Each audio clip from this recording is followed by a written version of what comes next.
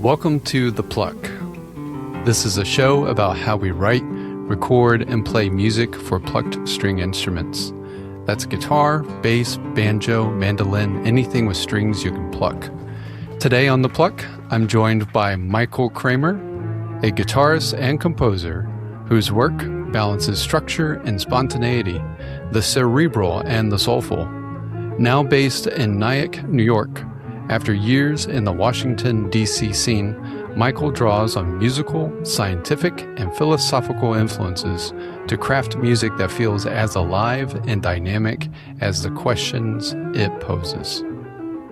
His trio, Superstring and the Cosmic Vibrations, and his co-led large ensemble, KW Big Band, are laboratories for a creative vision shaped by daily practice, deep listening, and a fascination with how complexity emerges from simplicity, whether that's in particle fields, groove, or shared silences. He's currently working on new recordings with both projects, continuing to explore sound as a way of being in dialogue with the cosmos. So I'm excited to dig into how he thinks about structure, feel, and mystery when he writes, records, and plays. Michael, great to see you again. Wow, man. Thank you, Jonathan. It's amazing to be here. And hello to everybody who's tuning in to The Pluck. And thank you so much for that introduction. That was lovely. Yes. I appreciate all that. Thank you. So where are we catching you in the beginning of the week? So for everyone out there, we're recording here on a Monday. So Monday. Where are we catching you this time of the week? Yeah, the beginning of a work week. I try to keep as normal, quote unquote, as schedule as possible, and try to keep as much space on the weekends at this stage for my kids who are growing.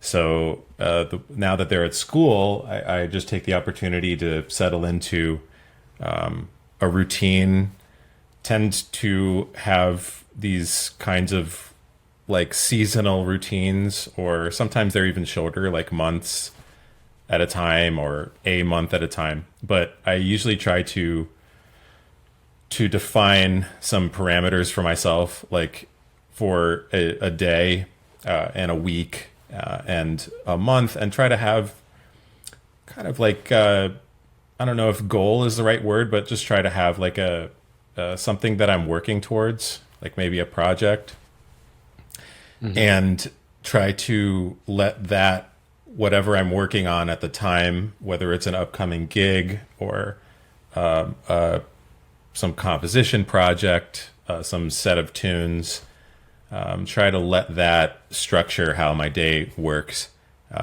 So this morning, I actually had the pleasure of spending some time at the piano. I have a weighted keyboard in my studio downstairs, and I did that, and I spent a little bit of time on the guitar, and then tried to set up the space to talk to you. That's what was going on today.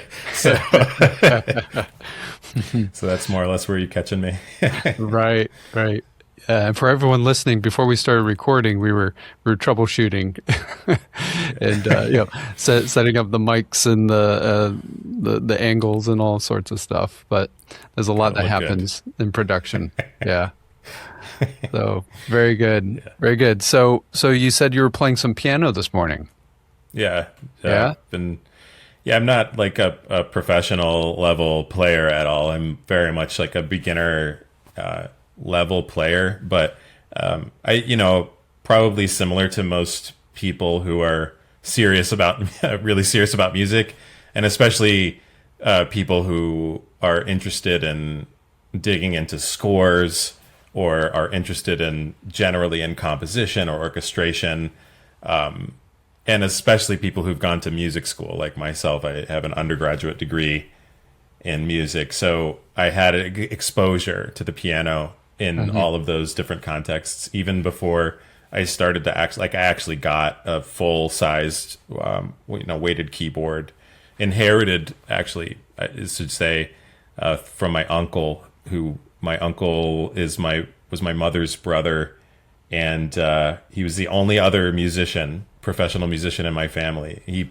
passed away a couple of years ago in 2023, and I have his keyboard now. So it's there's something about like that instrument in particular that I have this like physical connection. And we were fairly close, and we would talk, about music. He was always wanting to get a recording from my last gig or hear what I've been writing, or we would talk about all kinds of recording, Brad Mehldau bootlegs and, Keith Jarrett records and stuff. That was kind of his bag.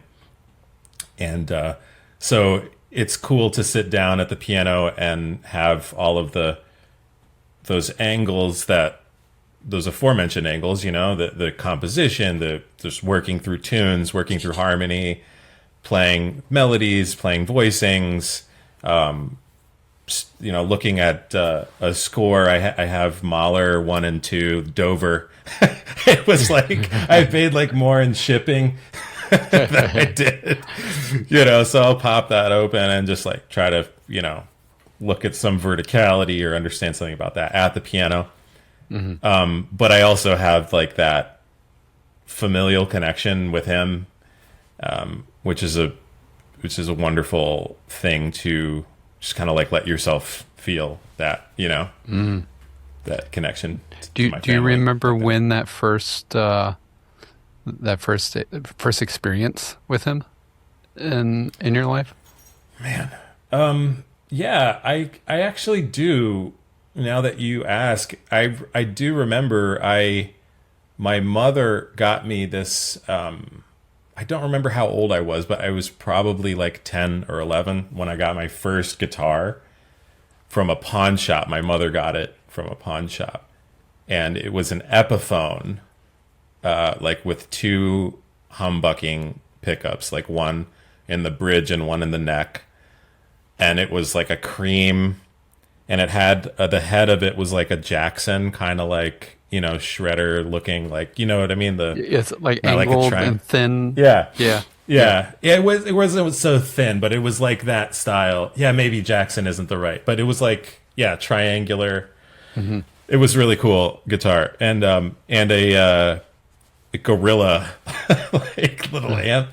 And so probably, it was Thanksgiving. Like Thanksgiving was at my mom's house, so like all my cousins would come, and he came over, and it came up that I had this guitar, and like he was like, "All right, man, you got to take me down to the basement and like show me. Like I got to see it." And I couldn't even like play anything, But he was just like, he was just kind of there and like encouraging and sometimes discouraging, but like out of love, Yeah. Like, you know what I mean? Like this is, he had strong opinions about like what was, just like any musician probably, like certain things that I was listening to that he dug and certain things that he didn't, Do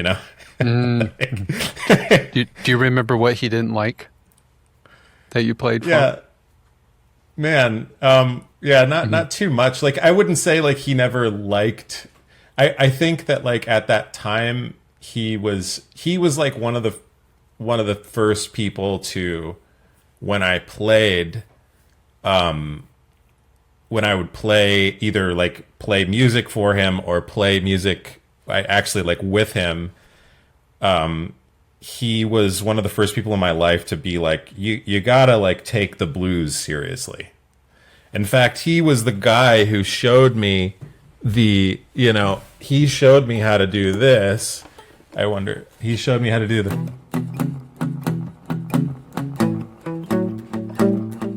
He like showed me how to do it. And he was probably doing it with like one finger, but So like whatever I played on the guitar, like at first for him, it wasn't that, And he was like, "Listen, man, you gotta like, this is where you gotta begin and end, and everything's gotta funnel back to that." And so I think, looking back on that, I was like very lucky to have that in my life. And so, that's something that comes into the conversation, the fold, especially with the kind of music that I've dedicated my life to, which is very different from the kind of music that you've dedicated your life to, right? Like, I don't want to make assumptions about you. No. Sorry, but my perception of you is this like really high level classical guitar musician with commercial skills, and you're totally like happening and all that stuff. Well, what's interesting, and like even like with classical guitarists, I know a lot of classical guys and gals who have started have like a lot of blues influence. Sure, like sure. just like playing around when we were younger in middle school and high school, with our guitars, we might be like studying classical music, but like we're wanting to like try out these like Jimmy Page riffs and stuff, and or BB King and Robert Johnson things, and and just playing around with that stuff. So like my dad in particular was really heavy into blues. He loved the blues, and he played the guitar for fun, and he taught me my first lick on the guitar. It was a little bluesy thing that he came up with. So it's like, beautiful. So yeah. So like, so my assumptions are all wrong. Of course. It's we wear I guess multiple masks, Totally. Yeah, totally. Yeah. No, totally. And that's beautiful. And I guess like, yeah, that makes a lot of sense, because even if you're very serious about classical guitar, you're still kind of playing a guitar, and through the guitar you're probably going to encounter, like, how can you not? I guess how could you not encounter right, or be Robert curious. Johnson, Yeah, or be curious about it. Yeah. Absolutely. Yeah, for sure. Totally. But So it was definitely one of those things, though, for me that, like, sorry to interrupt, but no, sorry. yeah, it was like definitely one of those things that when that would come up, like later in my development, when a teacher or an older musician on a gig would say, you got to take the blues seriously, like, or something about holding a space for that music in your development, or in your concept of sound and harmony and melody and articulation and all of that. Like it rooted back to the kind of like the earliest experiences that I had in music, really, and in that instrument. So like it made sense from that perspective. It wasn't like, you have to get touched like 7 or 8 times really before something makes sense. So probably when my uncle said that to me in the beginning, way back when I was 11, I was probably like, that's not what like Incubus sounds like, or which is actually kind of jive too, because they totally take the blues, like they're totally playing some serious blue, which you understand later. They like you understand, like that's their like accent on, on the on that history, like so. But anyway, sorry to cut you off. No. Yeah. So okay. So like this blues stuff was a real big inspiration from your uncle. Yeah. At that, and later young age. jazz records too, for sure. Like later we would talk about mostly like jazz records, but yeah. But I actually remember it's funny. I think about them all the time, but I don't think some of the stuff I don't think about very often, and it's cool to kind of take an opportunity to think about it. Of course. One thing, he would say stuff like this that like would, I don't know, like kind of, I'll just say what this one thing that he said to me one time, like early on. He was like, we were talking about swing music, and he was like, man, to me, Willie Nelson swings. And I was like, I didn't know what to do with that. At the time, we were just talking about what swing was. And I guess I was thinking about swing from a, not like, I was thinking about swing from a more, triplet subdivisions and African derived rhythms and, music that came up through these New Orleans ensembles into big band era, into all kind of, then all the kind of constantly spreading out through the American canonical jazz tradition. And so when he said that, I was like, I just didn't know what to do with that. I didn't like judge it, but I think that like he kind of thought about things a little bit differently and a little bit out of the box like that. And I think what he meant maybe by like Willie Nelson's swings is that there's like pocket and groove and like propulsion and like a rhythmic like feel and vibe, and just in terms of like placement, like not to be like sometimes these words can sound woo woo, right? Like what does it mean by feel? Like, Willie Nelson as like a rhythm player, and like also the way that he like sings, there's a feel, there's a rhythmic feel and a placement. Like if you imagine a grid, the way that he's articulating with his voice and emphasizing with his breath and playing his rhythm patterns with his guitar, it creates this like forward motion, even if the tempo sags or takes off, which some of those records do both. And I think that's more what he meant. So we would kind of talk about things like that, and he would say things to me that were like that, and I think that he wanted me to like think about stuff like that, and not. He also definitely wanted me to not like take as written, like wrote, like this is the 10 Commandments of like everything that I was getting from music school, because he didn't go to music school, so he was like. I think he was trying to kind of get it, get in the back door and be like, you don't need all of that necessarily. Like, don't throw it out, but like really develop your own opinions and thoughts and visceral connection. That's what's more important. So, yeah. Oh, that's a new one. Willie Nelson. For swings. Yeah. Willie Nelson swings. He said that to me. Yeah.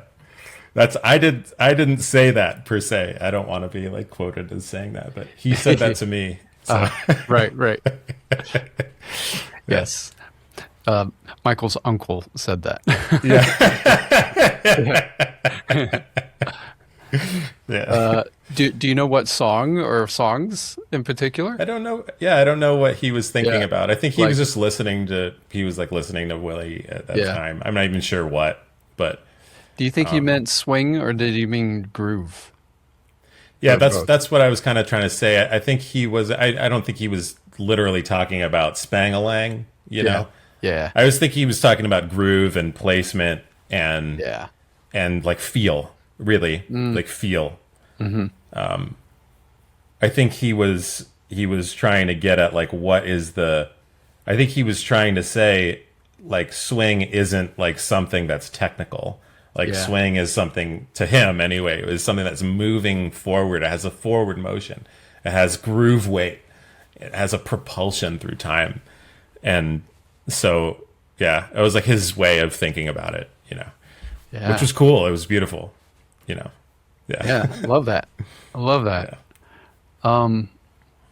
So let's fast forward a little bit. So that was, you were speaking. You started guitar around 10 or 11. Would you say? Yeah.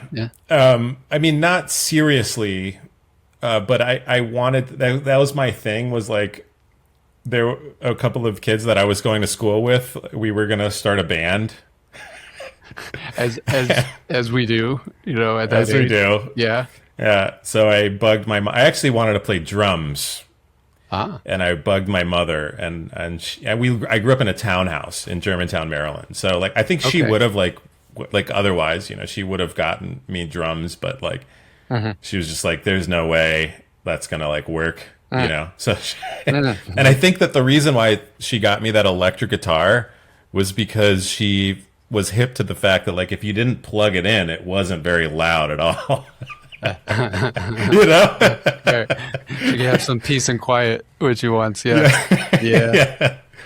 So yeah, I didn't start getting serious about it until probably a couple of years after that, until I was like 13 or 14. So like high school? And yeah, exactly. That's exactly right. Yeah. And I had, at that point, I had a teacher, and I'd had two really important teachers early on. And one was Jerry Lynn, and the other is Jerry Kunkel. And to this day, two of like the most important people in my life, you know, those early guitar teachers, right? Like they were like, you know, it wasn't just about guitar. Actually, with Jerry Lynn too,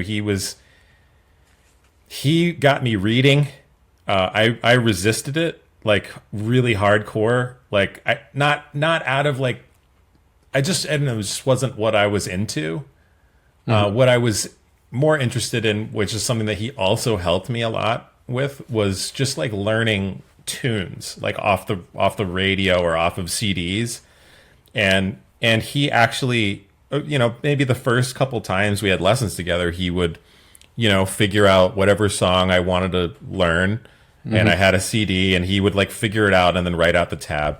And then maybe after like a couple weeks, he was like, okay, like here's what I'm doing. Like when I'm figuring out, like here's what I'm trying to listen for.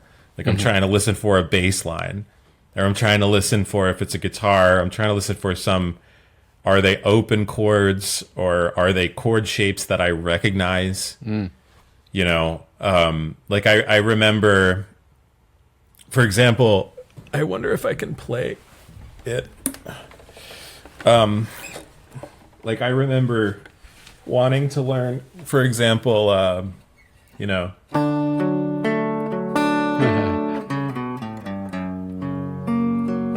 whatever this is. Yeah. Red Hot Chili Peppers. Yeah. So like that, and then the bridge under the bridge by Red Hot. Yeah. Mm-hmm. Yeah.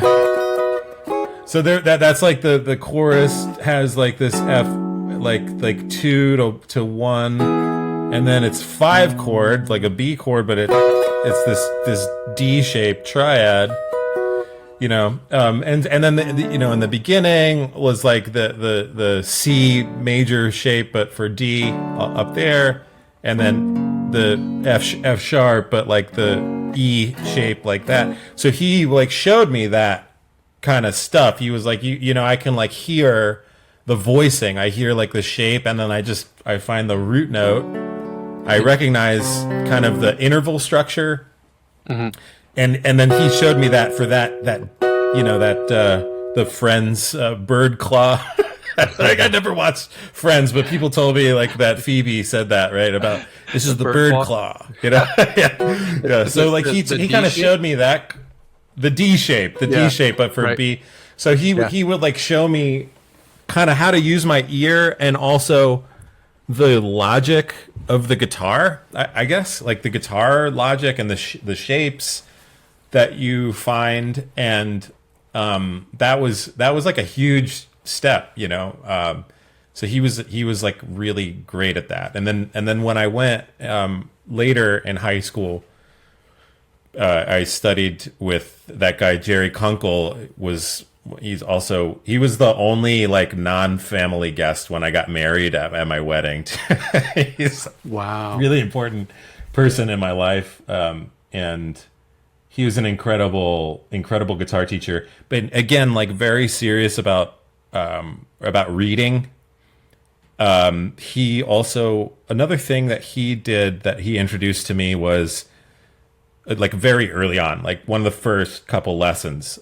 He gave me some arrangements that were written out of like Tenderly and Yesterdays, and they were like chord melody solos that were written out. So not only was it like reading, but it was like the voicings of the way that the melody was voiced and harmonized under. So because he could tell at that point I was fairly adept with the triad structures and the pentatonic structures, all the way up the neck and how they connect. And I probably wasn't like aware of the caged system, but like I knew all the shapes already. So he probably told me like, oh, there's a way to think about it. Like it's called caged, and that's that. And then he was the one who kind of introduced the upper structure harmonies and more complex support of a melody.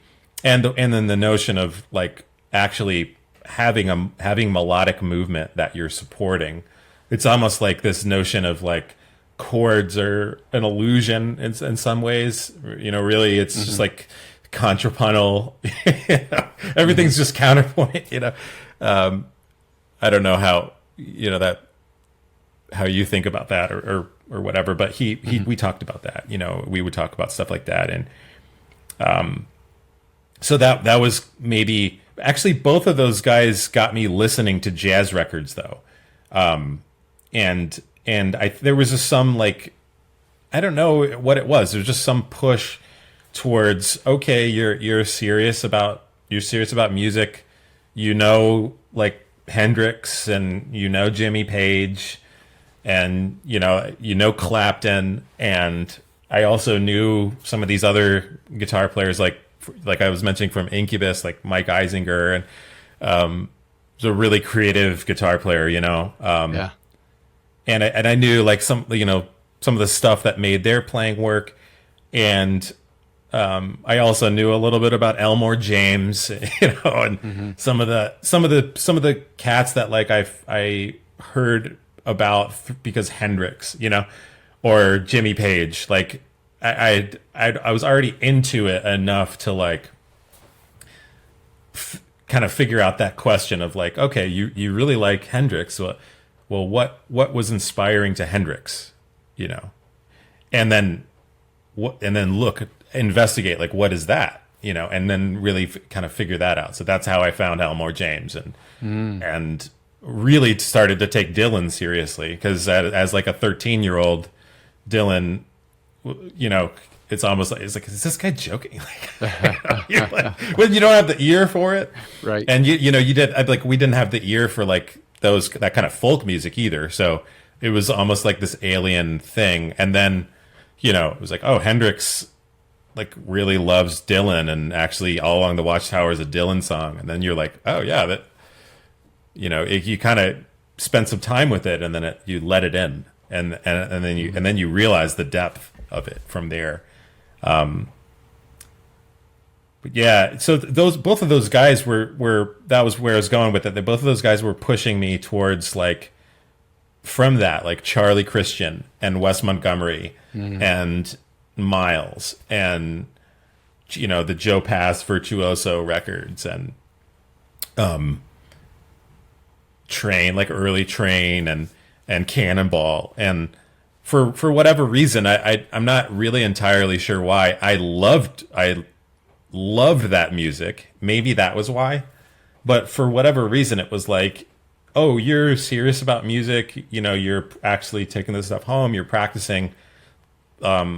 So this is the music that people who are serious about music listen to and study and play.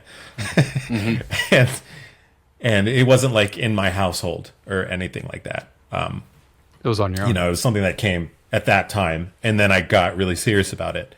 It was introduced later, and through that way. So yeah. About what year are we talking here? If you don't mind. Yeah. Oh, good question. Like 2000. I was born in 88. So we're talking like 2001, 2000 through 2003 was like okay. I guess I was, however old I was then. Starting to actually get like serious, and like a notion of like serious about listening. That was another thing too that was like a big deal. Was I probably spent more time, I think this is true now too, I probably spent more time listening to music than I have like playing music. And back then that was really important. It was never like I mentioned my guitar teacher giving me the transcription kind of chord melody things, which again I don't remember what they were. I wish I did. But they were probably from a book, like a Mel Bay book, and a compilation. Maybe they were Barry Galbraith. I feel like that's what they were. They were Barry Galbraith chord melodies. But it was never just that. It was always like, here's this and here's a recording, and like check out, like don't even worry about reading this thing until you like get the thing in your ear and in your body. So it's like that was kind of like really deeply instilled, and I kind of already had that. I used like that was one of my favorite pastimes as a kid. My parents had like 2 or 3 CDs.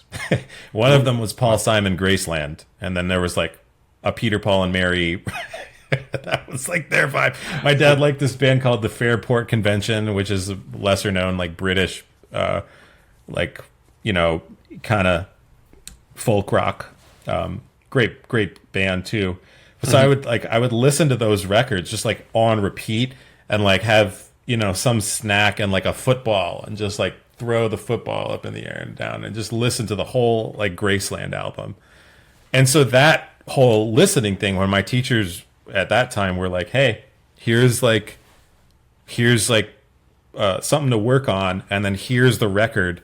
Like I took the record part really seriously. I took the listening part really seriously. And that's something that I noticed in some students, which is, I don't think it's a bad thing, but it's like some students, they want to do before they have something in their body. And again, I don't think it's a bad thing, but I don't know too much about this either, but I have heard like, the Indian classical music tradition, like they don't even let them touch. It starts like really young, and it's like really regimented, and they don't even let them like play or like touch anything for like years. They're just singing stuff at them, and having them sing it back, and it's like listening. It's like, this is, you're gonna get this in your ear, and you get this in your body. Yeah.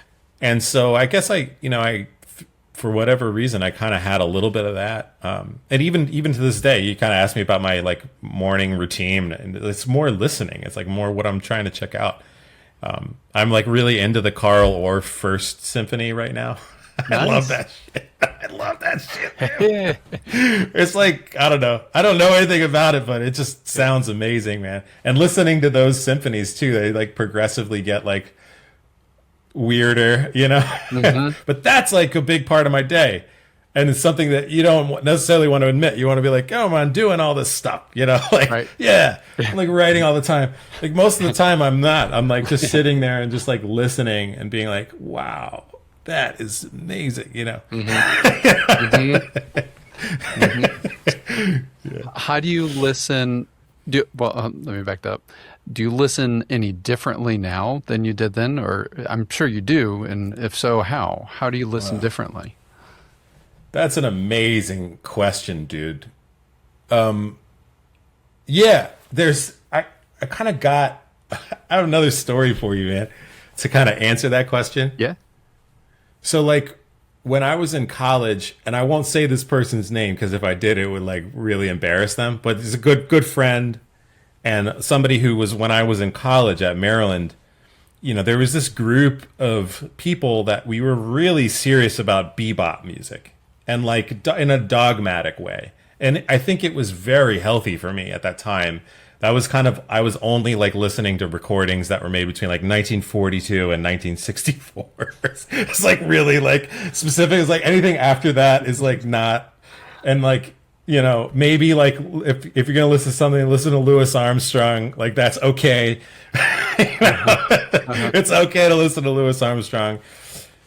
But, so like that's the group of friends. And I remember like going to get some food with, one of my friends from this group, this peer group and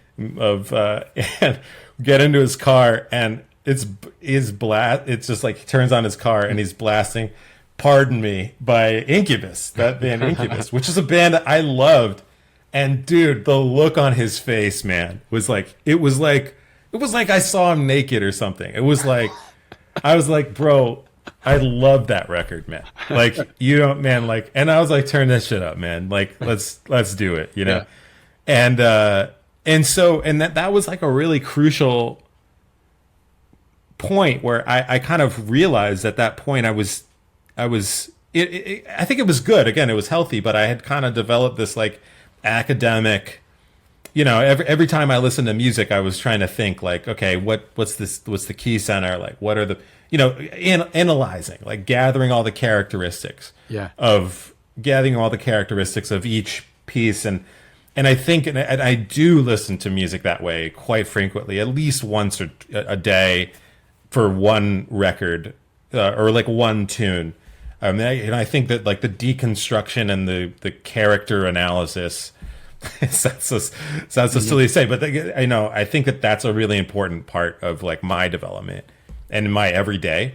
Absolutely. Mm-hmm. But like that experience, it definitely viscerally connected me back to that, like listening to just it's almost like the pure like pleasure of the experience. Like it's one of those things that you can go deeply into a flow state, which is another kind of thing. It's like, why are we doing this, like, at all, right? Right. You know? Right. Why?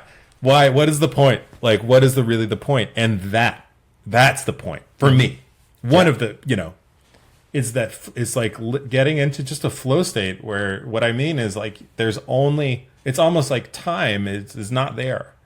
Time is not there, and all that's there is your sensory experience and your consciousness, even in a sense, you know, just like aware of this, like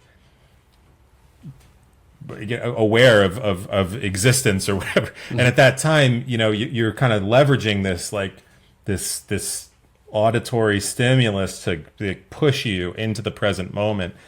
And that really is how I learned how to listen to music as a kid. It's like I could listen to that even to this day. I can listen to Graceland. It's like one of the primal artifacts of my life is like that record. Mm-hmm. And I could just immediately just like fall into it, and time isn't there, which is kind of, you know, there's some trade-offs, right? Like if, you know, if I get some groceries or something, I'm not going to put that right, because you get lost, right? I get lost in the moment. I really will. And my wife like is totally aware of this, of this thing of like, you know, that I have, can't have music on in the background. Like it's not like a background thing.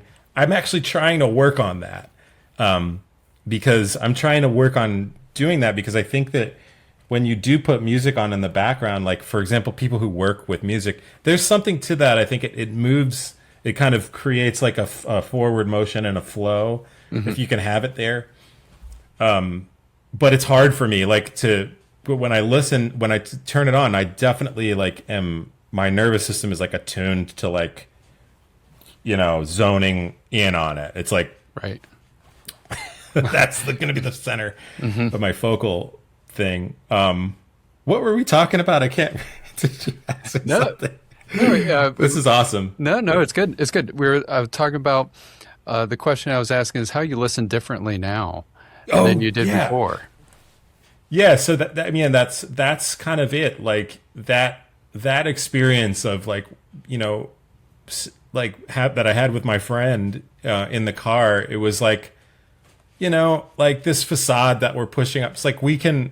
You know, it's a beautiful thing to hold space of being like really serious about really, you know, specific type of music and dedicating your life to that. But it's okay, right? To have this other thing, like if you're just deeply viscerally connected, right? So those two ways are listening now as a professional.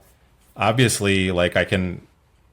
You know, kind of even going back into my guitar teacher, Jerry Lynn, what he showed me of if I'm listening to a guitar, you know, you're just kind of collecting data, like you're collecting information mm-hmm. about like the the way it sounds and how it sounds, like the production, like how it was recorded, the like what is using heavy strings or light strings, is using kind of a pick are they using, what types of harmonies are they playing, like these are just like characteristics and like information that you're gathering, and because you have like trained your ear, you can identify these things, and they can like inform your like cognitive picture of why that music sounds like it does. But as a kid, it was like all about that flow state of just like turning on the record. I didn't even know what it was called, but that's what the experience was. It's like an optimal experience of just turning it on and just like you're not thinking at all. You're just there. Interesting. And so I try to incorporate both of those ways. There's gradients, so it's not just two, it's not binary or anything, but right. I try to incorporate all of that. I try to, like, somebody hit me I wasn't really aware of Kate Bush, Yeah. and somebody hit me to Kate Bush. And so I haven't listened to any Kate Bush yet, but I have it like queued up, I'm just going to turn it on and be like, do I dig this, or like what, right. Just like, is it doing it or is it not, but I'll probably also go back and, listen to Coltrane transitions again and try to figure out how did that magic happen, So you still listen to old stuff, and you're still like wondering, like, oh, totally, yeah, like totally, yeah. But there's like layers, right? There's the physical layer, I think, which is like your ability to like play and execute, and like your kind of the physical layer is the things that are like grounded in your body, that are about music, and that's in your ears, and your ears can have a physical dimension in how they're open or not. So that's kind of a part of that. So that has to be exercised in a day. Then there's also this sort of like organizational cognitive layer, which is a different layer, right? Which is like all of the things that all of the tools that we use, music theory, for example, being one, like paradigmatic, is that a word? Like one paradigm, to make like sense. Other people have other things, right? Like I love the example of Holdsworth, which Alan Holdsworth, if anybody doesn't know, he had his like own unique, that he invented this, like his own notation system. And essentially these break down to, modes, whole tone, the various diminished modes, Dorian, basically every whole half, he basically put it in that, all of that, he reduced to a Dorian thing, and he used this like X notation for that. But so that, like, it's theory, but it's like its own way, like its own cognitive organization of music. So that's another layer, as distinct from the physical layer, which is like executing the ideas. But then there's this other layer, which is like, that's like connected into like your like breath and the singing quality. And this is the quality, the breath and the spirit world too, I think, that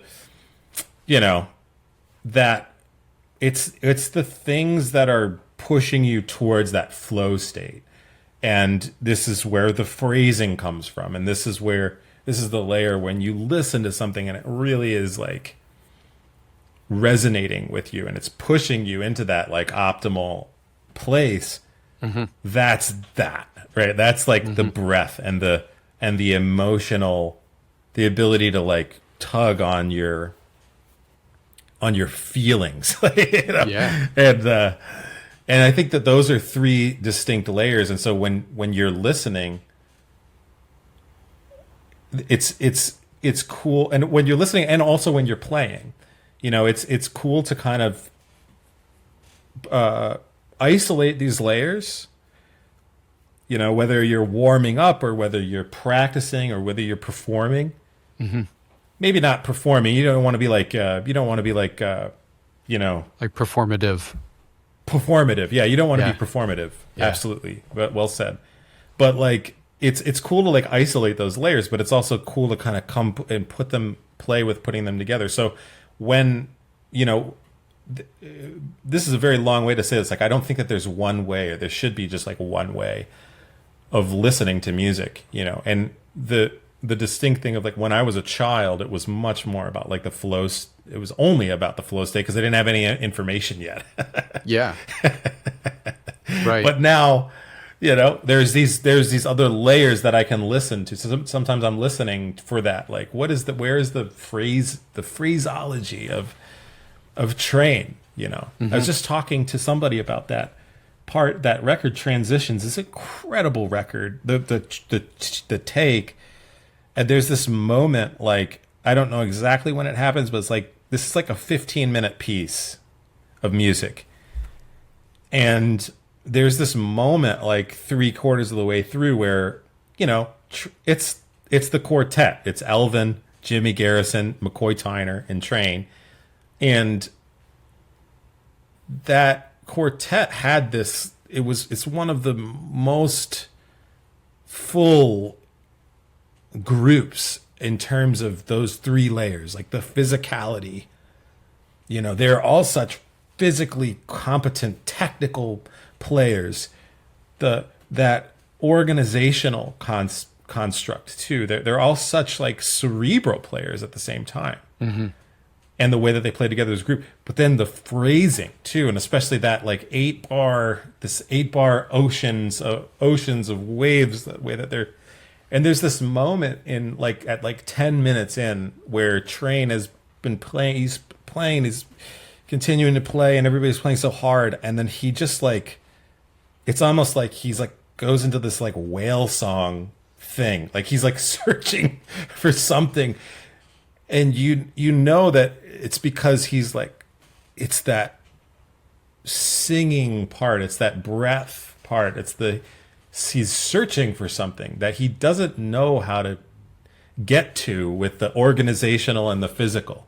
Uh-huh. And so the only way that he can do it is, it's almost like, and it's crazy, and it's so vulnerable, and it's so amazing. I don't even know. I mean, he's like up in his altissimo, and he's like pushing pushing the pitch into this like, it's a really incredible thing to listen to. But yeah, I mean, when you listen to that piece of music, you can, there's so much there to unpack in terms of technique. Mm-hmm. There's also so much there to unpack in terms of organization, mm-hmm. and intellect. And there's also so much there to unpack in terms of the phrasing and the spirit and the breath. And I think it's really important to turn that record on and almost like the optometrist, right? You put on your like one lens, and then you try another, then you try another, and you know, try to listen to it with the beginner's mind, you know, uh-huh. But also try to listen to it, you know, analytically, right? If you hear something in there that you're just curious about what the content is, transcribe it, you know. Uh-huh.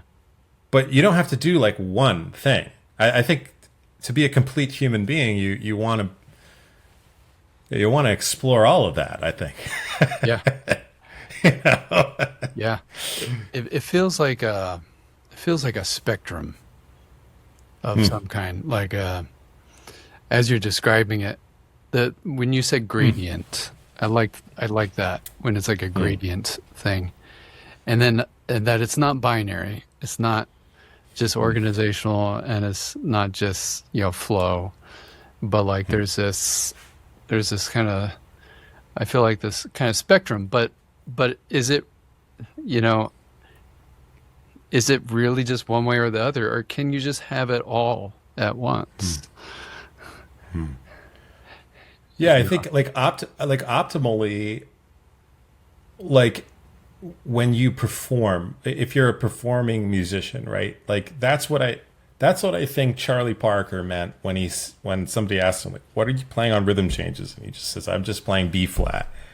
And I think that, of course he knows that he's not just playing B flat. Like, of course he knows that. But I think that that's what he means. Like when you go to play and actually share, yes, I think you're melding all three of those layers: the physical, the intellectual, and that spiritual thing. This is something that, the kind of this trinity is something that's it's like foundational to like the human psyche somehow in ways that are so obvious that I'm not even going to say it. Totally not a religious guy, by the way. I'm like totally not religious. But, I mean, if you look at like, I'd actually heard recently in an interview with an amazing drummer that this drummer was saying like everything is in three. Like in fact, if you listen to like birdsong, like even the birds tend to like repeat their phrases in groups of three, and like just the way that nature organizes itself in terms of threes. But threes, yeah. Yeah, that's wonderful. I don't know if that's like really scientifically valid or anything, but it's a beautiful thought, and and it is true certainly that organizing things for the human psyche in threes.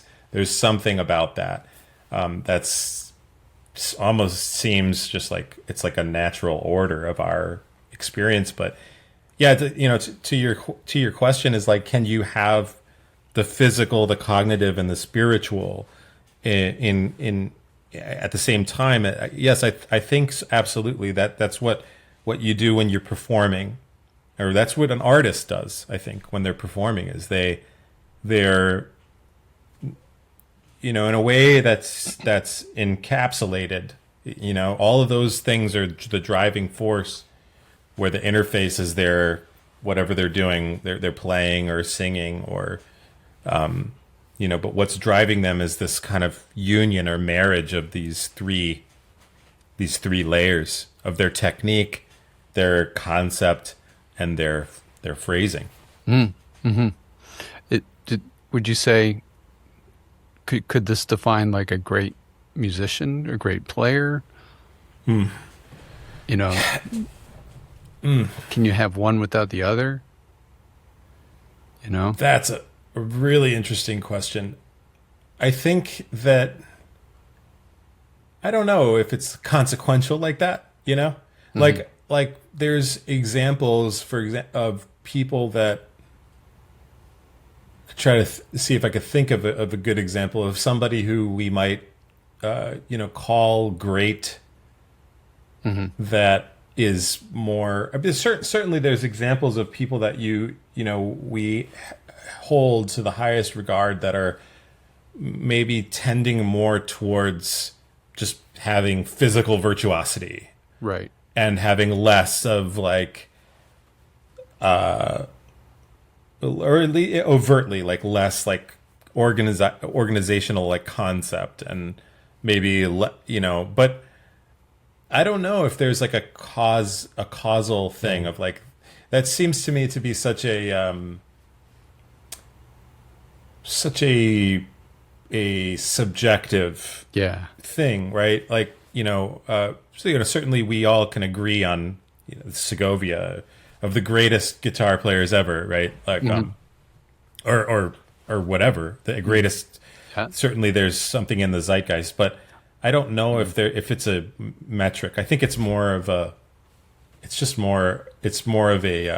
like a philosophy of how to. You asked me where I was at with my week. Right. I'll just be trying to begin on that, Yeah, right. It's a way to, go move forward. Like move forward through your day and through your week and through your development. Yeah. Less like a measurement tool, Yeah. So let's take that idea and go into your guitar playing. Yeah, man. So, like, um, you know, you, what happens when you pick up your guitar? You know? Well, should we find Yeah, out? let's find out. Let's find out. Yeah. Sure. Yeah.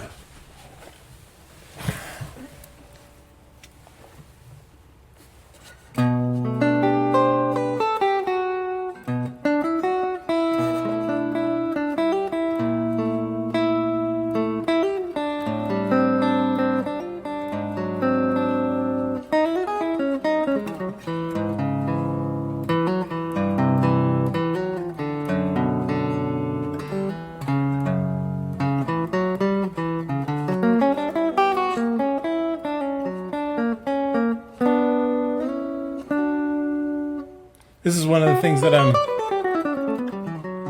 kind of getting more into, is just picking up and just playing kind of freely. Mm-hmm. And one of the things that I was thinking of there is just the guitar has been sitting here, and I'm just trying to get in touch with my touch and in touch with the sound.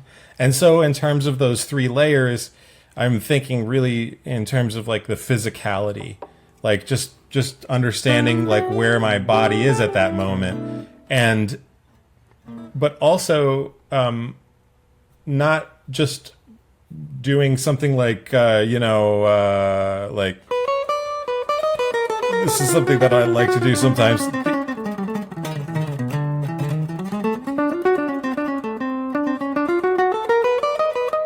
Speaking of Holdsworth, you hear a lot of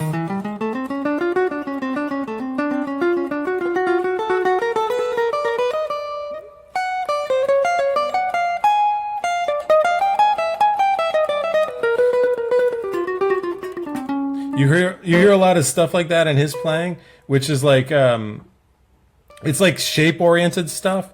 So but even when I do that, I'm trying to kind of use my ear with it.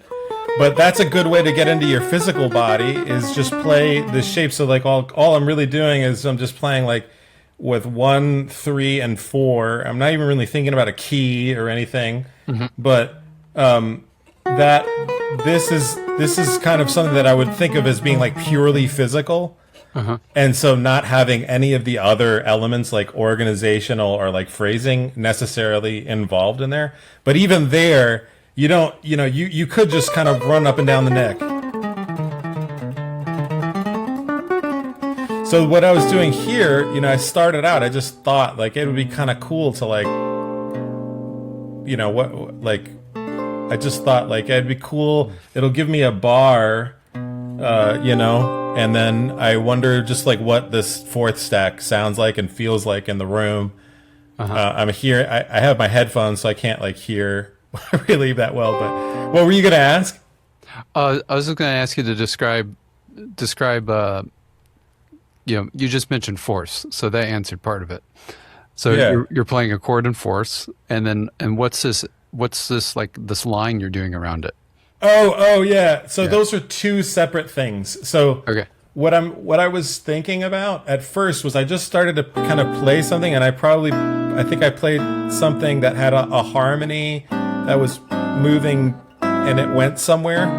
So I was just trying to really just feel the instrument and feel like where I was in the room. So it's like this, we were talking before about like the physical, the organizational, and then this like spiritual, like getting in touch with phrasing. So I was, because, I'm cold. Yeah. Like, or I haven't played, I was just going to get in touch with like the physicality. Yeah. But I was trying to describe like how these other layers kind of creep into it, and I don't only think about the physicality. Right. And so so there was this sort of voice leading thing that ended up happening, and I was just playing freely. And that's as distinct from like really being what I was playing before. This is this kind of Holdsworthian thing. And it's sort of like a symmetrical pattern, not in terms of intervallically symmetrical, but in terms of like physically symmetrical. And that's not what I did. But if I really wanted to purely be like in the physical realm, I might play around with something like that. Another example would be, this is kind of a fun thing.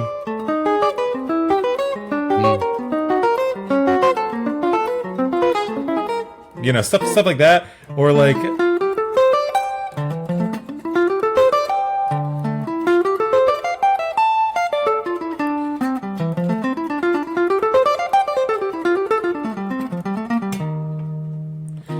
This is me thinking about again like intervals. So like like fifth stacks, this kind of fifth stack, and then this is spanning a fourth on the guitar. So then groups of three notes plus one note, 3 notes plus 1 note. And the reason why I can do that and why it's physical and symmetrical is because I can say down, up, down, and then sweep to here.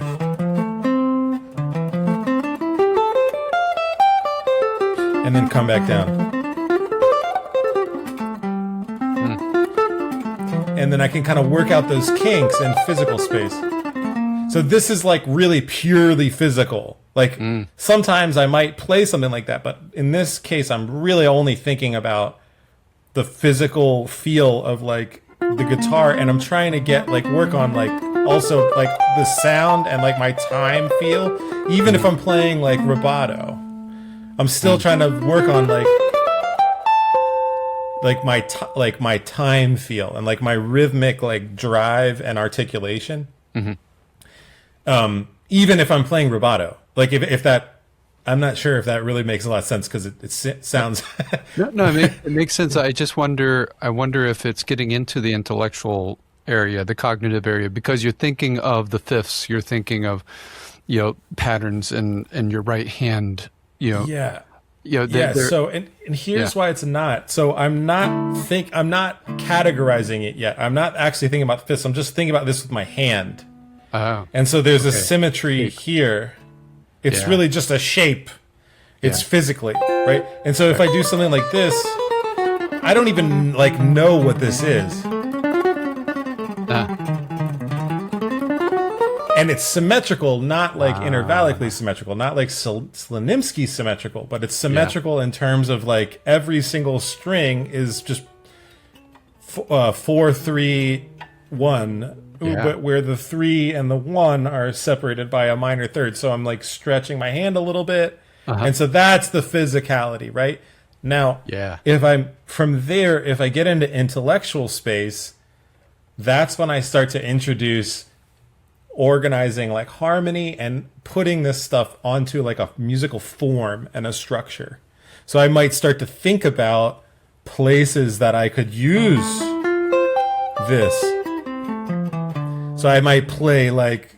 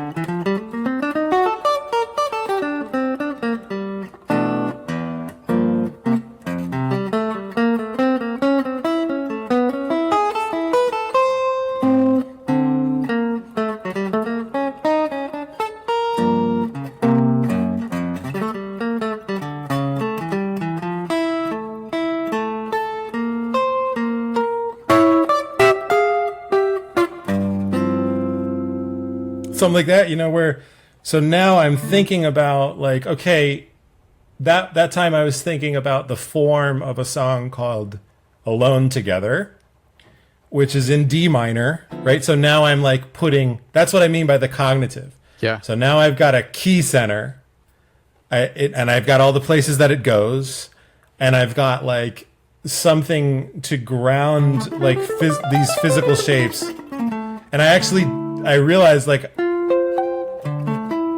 I don't like the minor 7. Like this is like a huge like this is like a huge harmonic nerdery like Oh, go thing, for it. but I don't like if I'm playing this song, all the things you are. Oh no, Alone Together. There's a couple of harmonic things that I noticed that I did. So this will be the stuff that I think about that are like really bad. Like if I was like teaching myself, I would say don't do that. And like so, one of the things was I've noticed I played something like this. So I'm playing like a minor 7 sound on a D minor 1. Yeah. Don't ever do that on a song like this. Why? Because that minor 7, you're signaling especially in this case, you're signaling that it's a tension that needs to resolve somewhere. Even if the song functionally doesn't do that, this is not a stable sound, right? So we talk about this like minor 6 or minor major 7. That's a stable sound. So that would be.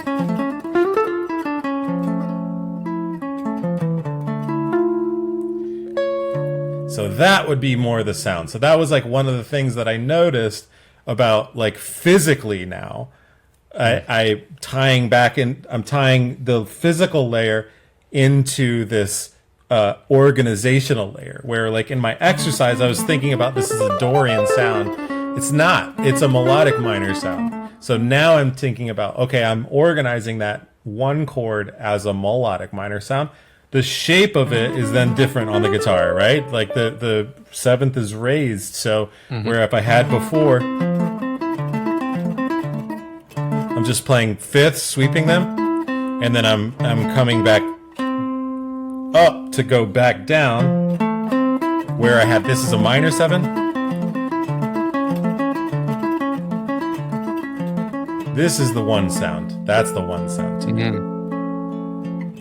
Okay, so like that's me then folding in the organizational layer into the physical layer. And then if I'm going to go a step further and then bring in this spiritual kind of breath layer, I might start by, like I'm warm, right? So I might start by just playing less. I might say, and really focus on like what I'm hearing and like singing through my soul. It sounds so kumbaya when you say it out loud. When you translate the stuff into words, then it like sometimes it just kind of loses. It loses its thing, whatever it is. It's like it's not meant to be translated. Yeah, it's totally not. It's like totally meant to be in private, But what I would do is I would really, interrogate the decisions that I'm making and make sure that my ear is the driver rather than my hand. So I'm like, and in reality, I actually saw this interview with John Batiste, and he made this beautiful point, like where he was talking about improvising. He was like, sometimes you just got to let your hand do what it wants to do. And I was like, dude, thank you for fucking saying that, man. Like, it's like, cause it's so true, right? It's like so true, but he has the balls to like say it because he's such a badass, Yeah. So like that, to me, that's like the physicality, right? So and in practice, you do have to let that in. But with the spiritual breath layer, a lot of this is taking out the hand and just really listening. So if I'm here, I'm really just trying to listen to where do I hear? And I usually get,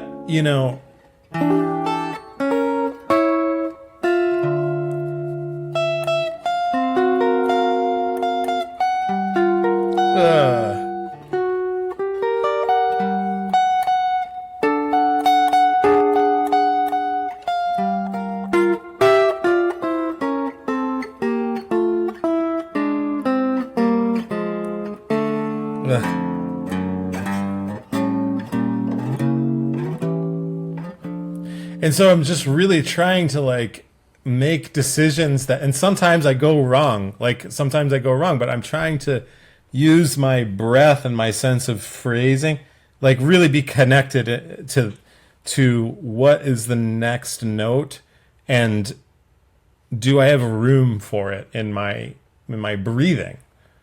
If this is making any sense. No, it makes total sense. Yeah. Yeah. No, yeah. And so really I'll go for something that I'll take a risk. Like I played, like a major 7. I got to a minor, G minor chord. Mm-hmm. And I remember, and I kind of played, this was a bad, ear decision, but I played like both sevenths at the same time. But I noticed that it kind of felt, I don't know, somehow felt how I felt in that time. So maybe it was like I was letting my subconscious in. This is something that I probably would have never played. It's not practical. It's not ergonomic. It kind of hurts. Yeah. It's a big stretch, but it was like, I don't know. It wasn't a mistake, right? Because it's like, oh, like, I don't know. It's kind of like, how'd you do it so quickly in the moment? Because, I mean, how do you explain that? Oh man, yeah, that's a really good question. I think it comes from, I think what you're talking about is the art of improvising. And the art of like making these decisions and then executing them. And it's a combination of a lot of work just like this, like just what I just explained of like going through in the practice room, like going through those 3 sort of domains of like really getting together like physically, you know, play like, can I play sixths?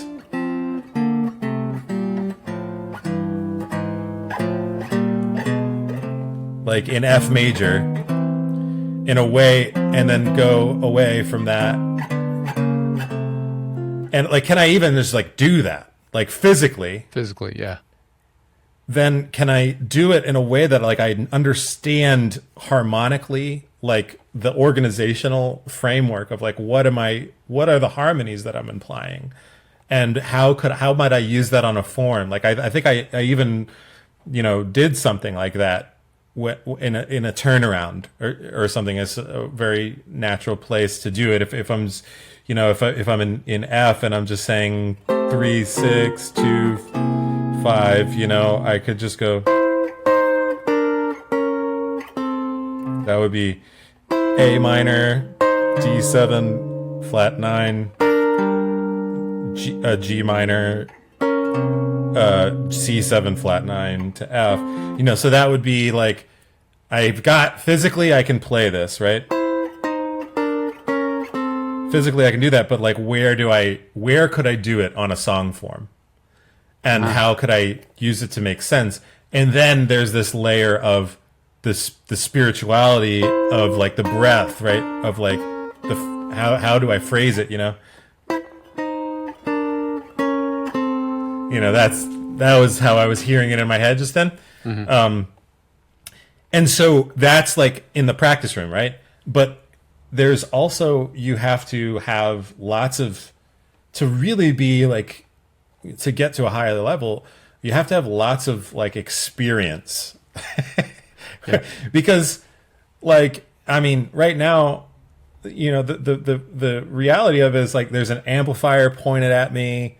I've got like these headphones on, like we're together, but like there's a camera on, you know, there's a wall. So like there's a wall, but like, but it's also, it's like, there's like an element of like pressure, I guess. Yeah. Right. Yeah. There's an element of like, okay, it's like, you know, we're going to record this, then it's like going out of my hands. So a lot of people will be like in that situation, they'll just play safe. They don't feel like they would like some people just would never play that because they're not comfortable with the unknown, right? They're not comfortable with that unknown. And so that's where like the experience of like playing a lot with other people in rehearsals, and playing on all kinds of different gigs of all kinds of different, levels. Some of them like wallpaper jobs, some of them concerts, where people are like hanging on to every note, and the experience of like being comfortable with taking a risk, right? Because in reality, it's like with the spiritual element, I'm trying to be connected to absolutely everything. I'm trying to let the force, I used to call it like the brute force, because that used to be the only thing that I ever had. Because I didn't know very much about harmony, and I kind of sucked at the guitar. So it was only like, that's like the thing of like when you're just there and you just want something to come out, right? That's the spiritual, right? So that's what I mean when you're working on that, and you kind of have to.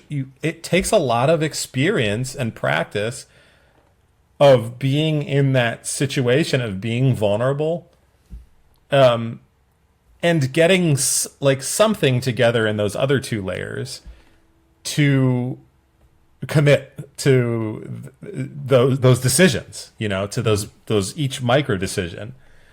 But I'll say this too, and it's not thought. It's not in the realm of thought. And a lot of times that like urge to play something is actually not melodic or harmonic. Actually, it'll be rhythmic. Oftentimes, for me, it'll be in the realm of rhythm, and my ear and my intuition then takes over and kind of fills in, because of the work that I did, especially in that middle layer, the organizational layer. It kind of fills in information most of the time, not all the time, but most of the time that makes sense with the harmony, and the voice leading becomes okay and good. So it's not in the realm of like, I'm not thinking about like categorically, like what is the harmony of this song? Right. What is the harmony of this this movement right now? I'm actually just thinking like,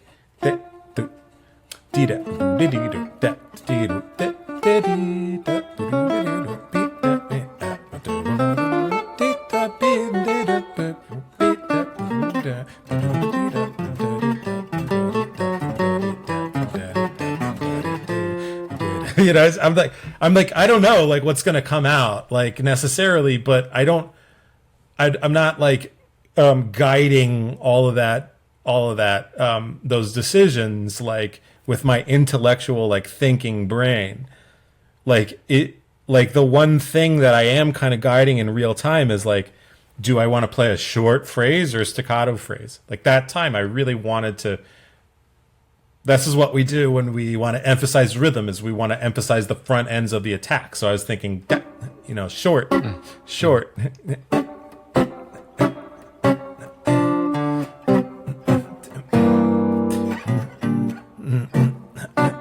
I keep on doing that. That was the other decision that I wanted to say. So this chord, a lot of people play a 2-5 to A, and then 2-5 to F. Really, the harmony is not that. It's actually this. It's actually this like diminished chord, like E7 flat 9, almost. So that's something that I just noticed that I kept on doing. But I kept on making the decision because I'm not thinking about that. But that's to say, like, where does the decision come from in real time? Well, it doesn't necessarily come from that intellectual organizational part. It actually, like, the thing that's driving the decision is the sort of the rhythmic placeholder. If does that make sense? Yeah, it's kind of like it feels like that's the anchor. Like you anchor on the rhythm. Like it's almost like a starting place, like a launching, somewhere, from the rhythmic area, and then the other stuff falls into place. Is that what you're saying? Totally. I think exactly right. I should have just said that. No, it's okay. Yeah. It's okay. No, it's amazing. It's amazing. Yeah. Yeah. Like what Yeah. you're playing is like it it is again, it's like this beyond words thing that's going on, you Thanks, know. man. You know, so it's truly amazing of what is coming out through your hands and through your body and things like that. And so just naturally, you know, there's a natural, you know, sense to it. And it's, you know, it's so in tune with like of what people do the best. When you find that someone's doing something like they really know how to do, and that's really a part of them, like there's an essence to that, to like, you know, and it, you know, in your case, it's like the guitar playing, you know, and of course we can categorize it, but it's, you're playing the guitar, you know, and you're playing music, you know, and but you know, you got someone else that could be just like a computer whiz, you know, and you know, that's their natural being. Like they're so natural of, you know, wow, they can code stuff and, you know, create, you know, Microsoft, you know, so Yeah. you know, it's like, yeah, people are so, you know, it's like this natural thing about it. So it's just it's so beautiful to hear you play and do your best to put it into words, because it's so hard to put it into words, you know, these things that we do, that we know we do really well. We just don't know how to say it, you know, and so, I mean, that's, you know, part of the reason why we're here is just see what can we do? Can we peel back these layers? You know, you know, can we do that? How do we do that? You know, you know, Yeah. and Yeah. It's beautiful. Yeah. Well, continue. I didn't want to. no, Yeah. it's cool. It's just I'm in awe of just of this. I've always been, you know, personally very fascinated by like jazz guitar playing, and I can do a little bit of it, you know, but you know, I will be honest, it's like, you know, it's a different language. It's a different language, you know. I studied classical guitar, and you know, very classical guitar pedagogy, and that's its own language, and you know, and learning that way of thinking and feeling and executing, and you know, it's its own thing. It's like, and then you have like this world of jazz, and that's its own language too, and it's just remarkable of how it's like it's all music and it's all great, but it's a different language. You know what I'm saying? I do totally know what you're saying. There's something that you said that was really interesting though to me that I would like to go back to and unpack a little bit, because I actually do think about it a lot. And it's this, you're saying the people who are in their natural state, and it tends to like trickle down into like a very particular discipline. So this is something that's like really interesting to me. And because I also am, it also ties into your characterization of classical guitar versus jazz guitar, like commercial, you know, guitar could be looped into that as well, as being different languages too.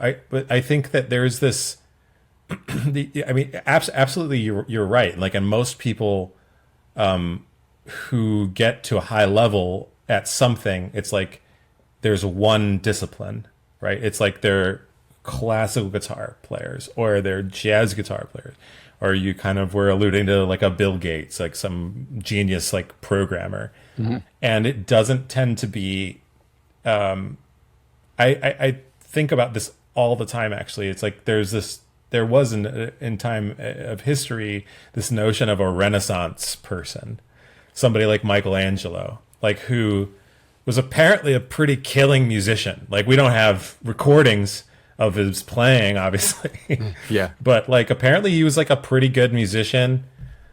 like he could hang with the cats that were like pros at that time, like in the courts or whatever. And obviously an amazing scientific mind. Most people know him for his painting. But he had reached actually, and not just him. I think it was a time where this was more common. People were more cross discipline and deep, like they had breadth and they also had depth, and that is really fascinating to me because I have a lot of various interests in addition to like the just the regular like human being aspect of it, and like just being a parent and being a husband, and I would loop that into it too, right? Like, and it's something that I think that if we can, I try to do this a lot. If we can think of, in a sufficient layer of abstraction, right, such that we could apply this kind of backing like soul force to like whatever we're doing, and then fill in the context, and but if we could back up enough conceptually to such that we kind of become these open capacity vessels for like our ability to go deep into various different things. That to me, that's like what's really interesting, so I think that what you're saying is absolutely true. There's distinct linguistic differences between, I would say it's those three layers really, like the phrasing, the way that you organize things on the instrument, and the way that you physically play is the most obvious. Most people see this whole right hand thing is like, that's like a huge deal. If you just let's just do this. Like you put your hand up the camera and look at mine. Yeah. See? That says it all right there, man. Look at those beauties, man. I know. They are a little long, but and that's usually a sign of something. But But, you know what they say? Long fingernail. No, that's not what I meant.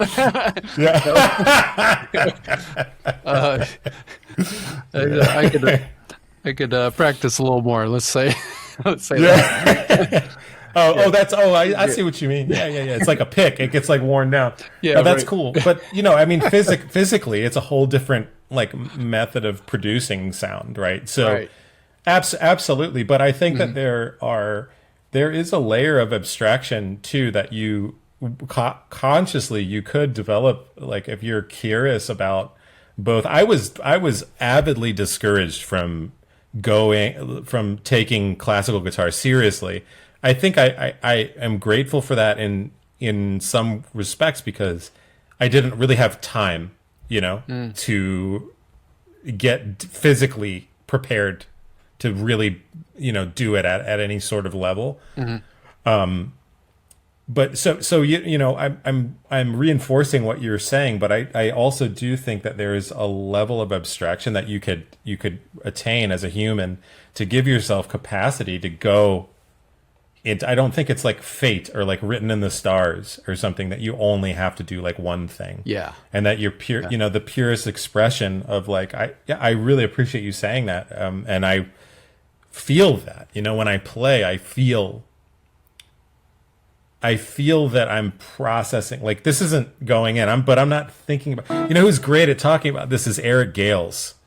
Cause like the way that he says it is like how I feel about it. He's like, he'll talk about this and he'll like get emotional. He'll be like, I just think about like when I'm playing, I think about the grief, my unprocessed grief. And I think about like my depression and my issues, my addiction. And I think about what I can do better like tomorrow for my relationships. And, that's kind of, that really to me is verbalizing the most natural expression of your truest humanity. And yes, I've worked really hard and think about that a lot, is when I play, it's like a pressure valve for all that shit to come out.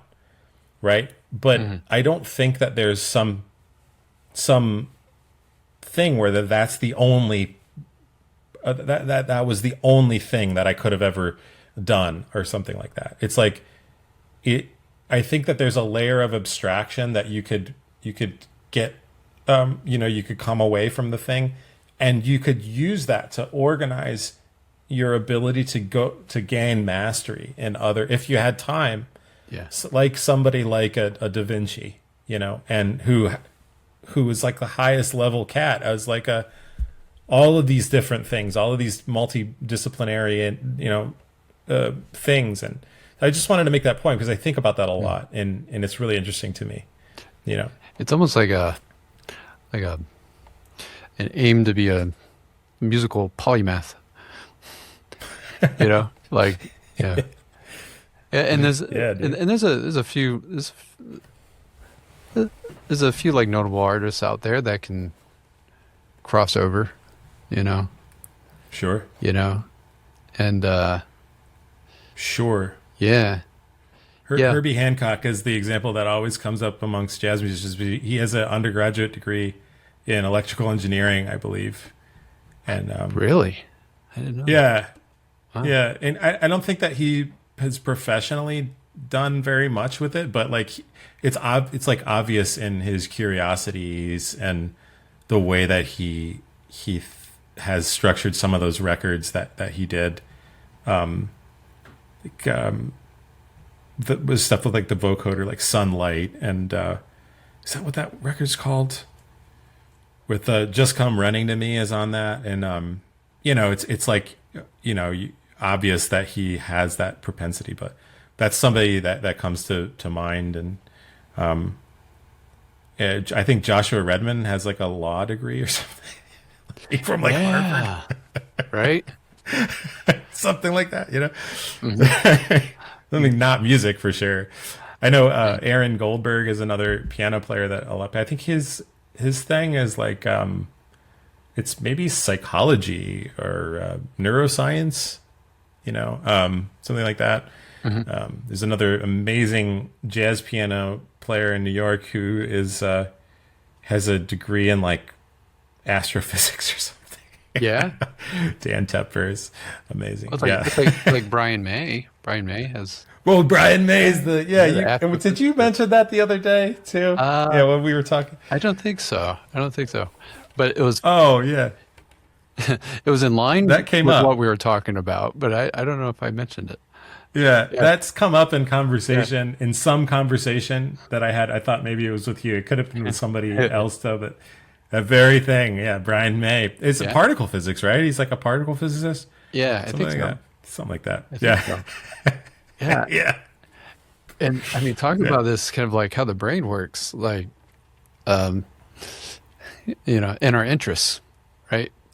How the interests and, it's, a lot of us have so many interests outside of music, but like there's somewhere some mysterious connection between these outside things of music, and then doing music well, and at the same time, it's an interesting angle. Yeah. Dude, I would say that it's not somewhere. I would say that now you're getting to the realm of what it means to be an artist, right? Which is something like that I strive for. I'm not very far in like actually, building an audience for myself or whatever, but I do think about this, and I think that an artist is somebody who can viscerally make those connections, like for you, so what that makes the music about so much more than just what it's about. It's like, it's almost like the key to writing good dialogue is to never say what the conversation is about. It's all subtext, right? It's you're presenting the world through this you're presenting the world through your lens of, it's not just the music, it's not just how you look at D minor. It's actually, and it's not explicit either, but it's like there's like a depth there that you are exposing that. I think that is one of the most visceral kinds of experiences of true artistry, that is when I hear it, like that it's like obvious to me that it's about so much more than what is explicitly being played. Yeah, and it's interesting how that's done through instrumental music. Yeah, totally. Right? Yeah. And Totally. and sometimes we can base it off the title of the chart or something, but that's only one part of it. Totally, man. Yeah. Also, like instrumental music, you're saying too, also like etude, sometimes like etudes are like that. Like I think about it's the Leo Brow, the way that whatever he ends up doing, this kind of shit, like whatever I can't remember. You probably know that shit. You know what I mean? I haven't played Leo it in a while, Brower but thing. yeah. Yeah, and like he gets all up here, whatever he does, like to me, that's like,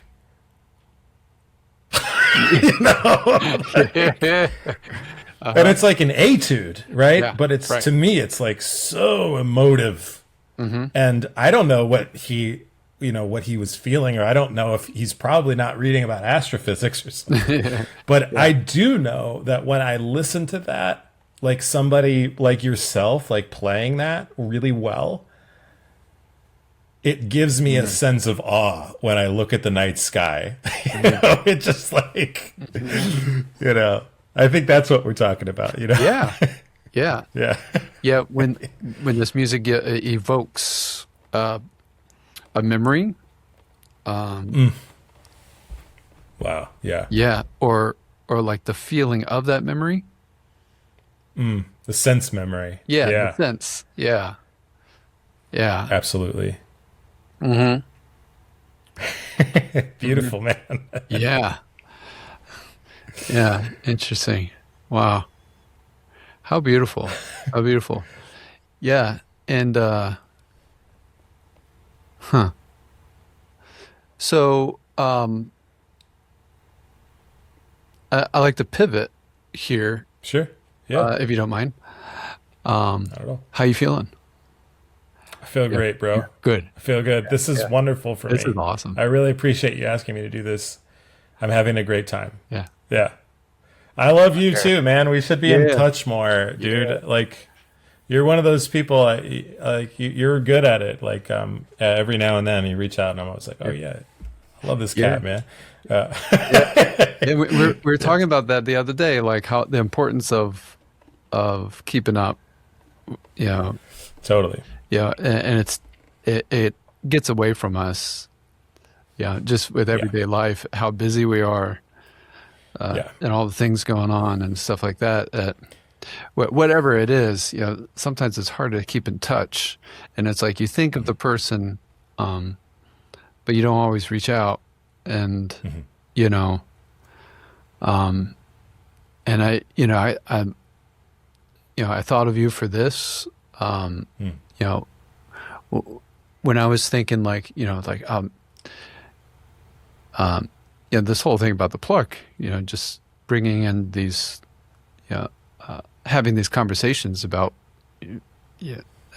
everything that we do as Pluck string players, like guitarists and whatever. But it's a pretty wide field, and I was like, well, I'd love to have someone who's like a jazz guy, and you're like my first thought. So, oh, man, thank you, man. You got to listen to some more music, bro. I got to send you some records, man. Yeah, man. Yeah. Well, it helped that I knew you. Yeah, that's for sure. Yeah, going back to Shenandoah. I get it. Yeah. I totally get it, man. Yeah. Right. Thank you, man. It means a lot. Yeah, it's really cool.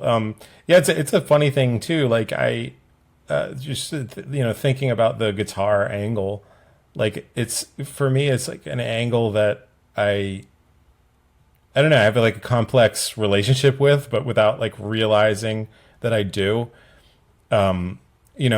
Like coming into the whole thing of like learning how to do it at a high level, or like whatever, learning how to do it well, being like really interested in it. A lot of the things that really got me like really curious and focused were things that were not actually played by guitar players. They were played by piano players or saxophonists, or especially the jazz canon. It's like, I mean, there's some incredible guitarists in the jazz canon, don't get me wrong, but a lot of like the groundbreaking music that, the really like cutting edge stuff, maybe until like recently with Rosenwinkel,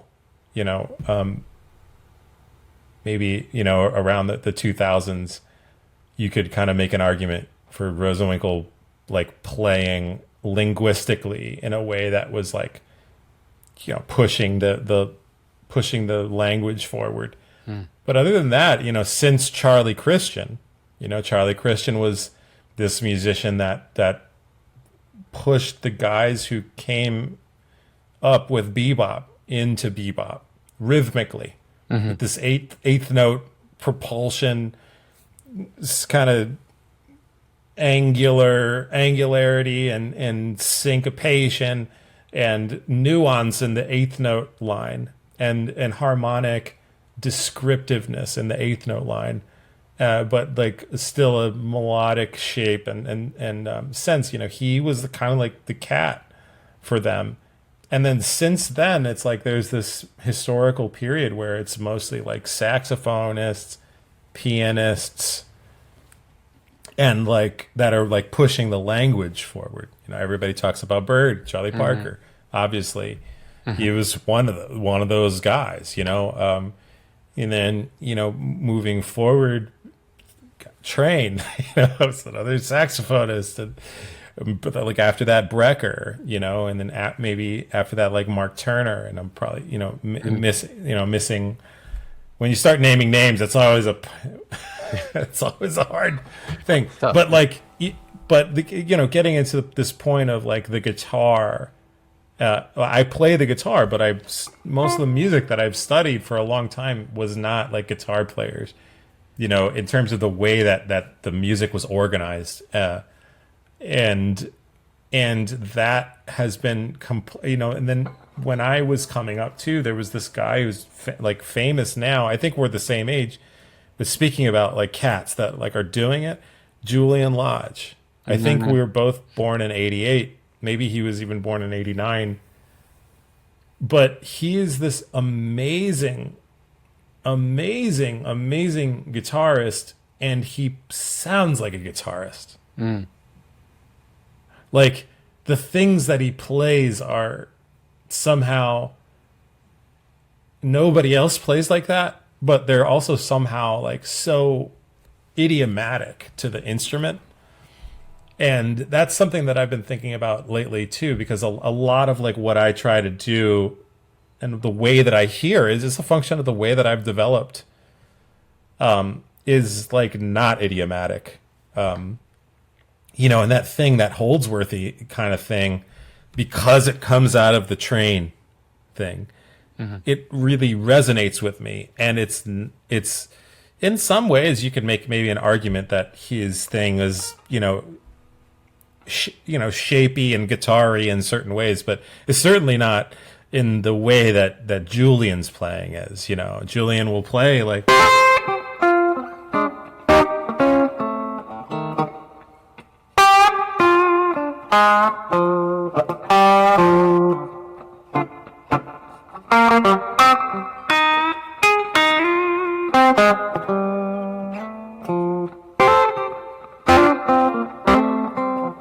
he'll play all that stuff, like stuff like that. I don't know. I can't do him. Only he could do him.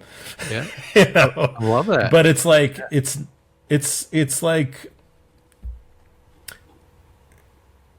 very rooted into the history of the way that people play the guitar, and it is idiomatic in to the guitar. You know, the doing something like that, like a double stop. You know, it's just very like even Hendrix. You can't even say it's country or something like that. It's like even Hendrix would do that kind of thing. That's, you know, right? That's the same thing.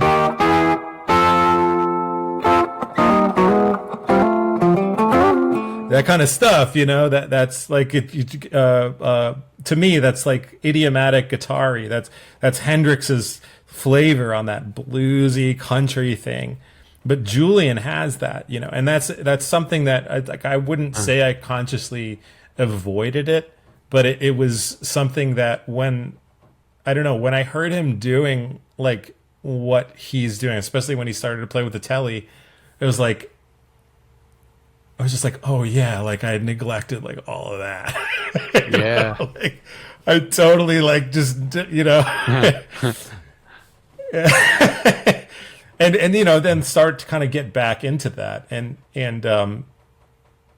it's an important thing. Like it's an important aspect of it. Like, you know, I know your whole thing here is rooted around this is kind of the entry point, right? It's like the plucked instruments, so the guitar or the banjo or the mando or the, you know, hopefully you have all these kinds of people coming in there. Yeah. And there are these ways to play these instruments that are, you know, at one time, you know, idiomatic, but at the other time, you know, they're kind of your own touch and your own sound concept. Like he's a perfect example of somebody who has just this pure expression that is like synonymous with the instrument, which is so deep and heavy and like very, almost in a way, very, very grounded in that kind of like the classical sort of, you know, classical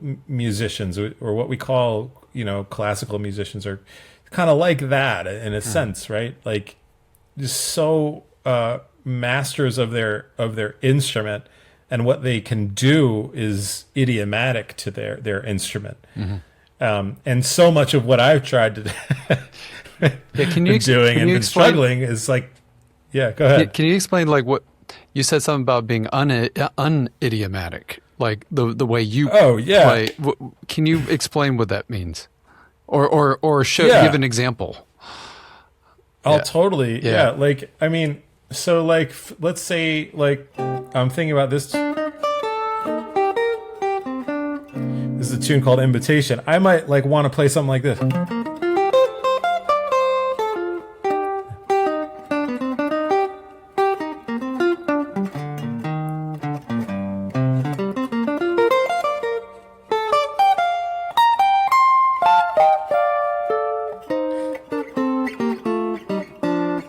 You know, it's like, but what I was thinking is at first was this kind of idea that going from here to here in a way that's, I don't know. I would make an argument that that's not idiomatic. That's something that I had to kind of work on a lot. Okay. Because I would hear like Michael Brecker or like, you know, like McCoy be like these larger intervals, right? Yeah. That would be something that's like not idiomatic. Whereas, you know, something that's like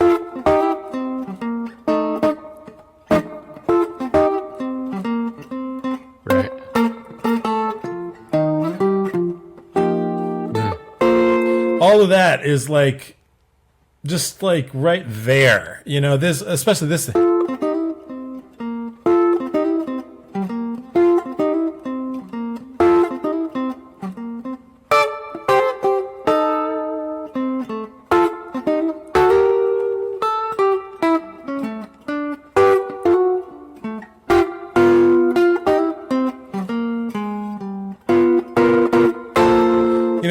It's all right there, you know. It's like they kind of going back to that original thing. It's sort of all in this sort of E derived open chord, like C shape, and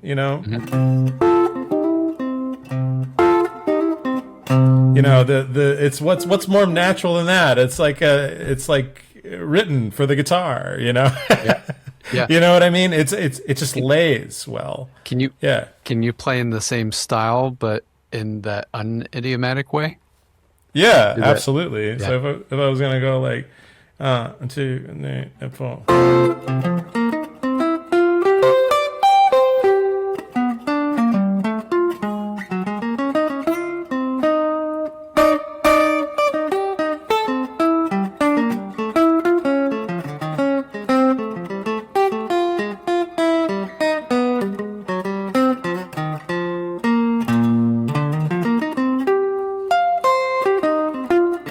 Yeah.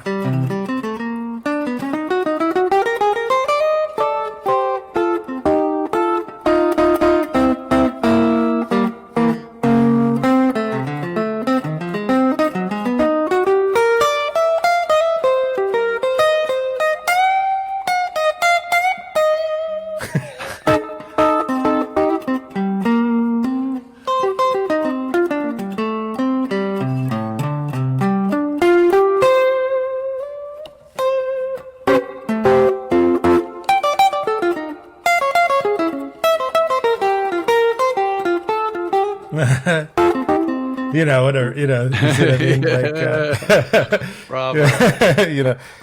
Like angular and I kind of found ways to play that, and there's people who can there's people out there who can do all kinds of stuff, but there's some things like the ways to like organize it in a way that the wide interval thing that is like manageable. And one of those, I kind of alluded to it before, is this: if you take like a pentatonic scale and you kind of, most people will know this shape, and most people know this shape. This is like the second box on the guitar. And if you kind of like put them together, play 3 notes on one string, 1 note on the second string, and then 3 notes, you're automatically going to get some more of that like fourthy stuff. And then the double notes, which is a very saxophony thing. Because of a different like key. Yeah, because when I've got this box here, I've got the B flat here, but I'm combining it with this box.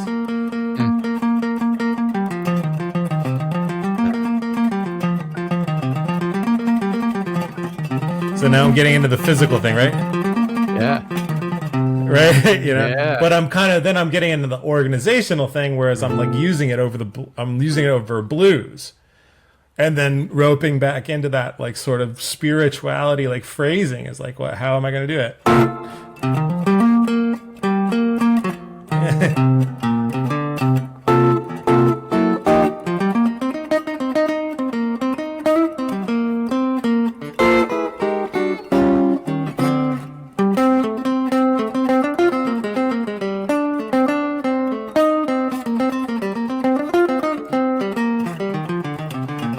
It reminds me of one of my favorite piano players of all time is Mulgrew Miller, and Mulgrew Miller is like one of these players that he's an incredible improviser. Like don't get me wrong, like, he was an incredible improviser, but he would play stuff that like you knew was worked out. Like there's because you'd heard it. Like he had like he had language and he had phrases that he would reuse.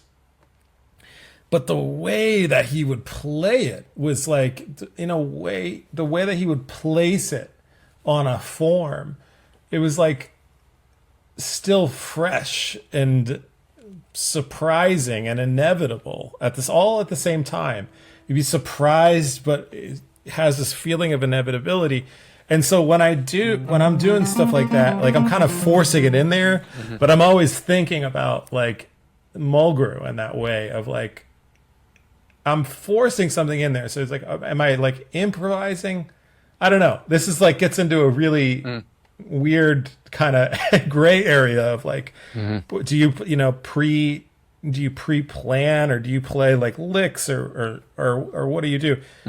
I don't know, but all I know for that is I try to just think about like how to play this thing in a way that's like natural, in a sense. I'm trying to not have it sound like, hey, here's something that I practice. Right. I'm trying to have it sound like a melody that's like has movement and inevitability. I just unplugged my guitar by accident. But sorry. Yeah, that's right. Yeah. So, yeah, I can't even remember what your question. Well, it was trying to figure out what you meant by unidiomatic. Oh yeah, that's what we were talking about. Yeah, so like if I was gonna play in a way that was, or actually I could play like more in a straight bebop way too, and show you a little bit of that too. So like if I want to.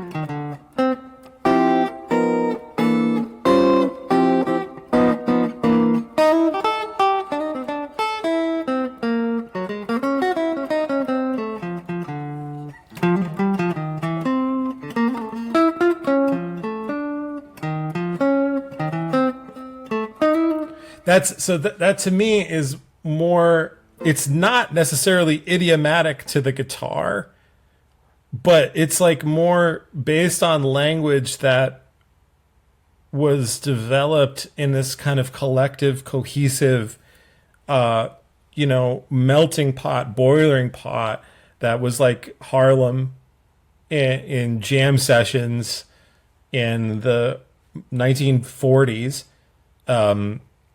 And mostly by people who actually really played like that, which was different from how like Charlie Christian might play. It was like Charlie Christian might play in a way that really is more idiomatic to the guitar, in that it's more triadic. So he might play something more like this.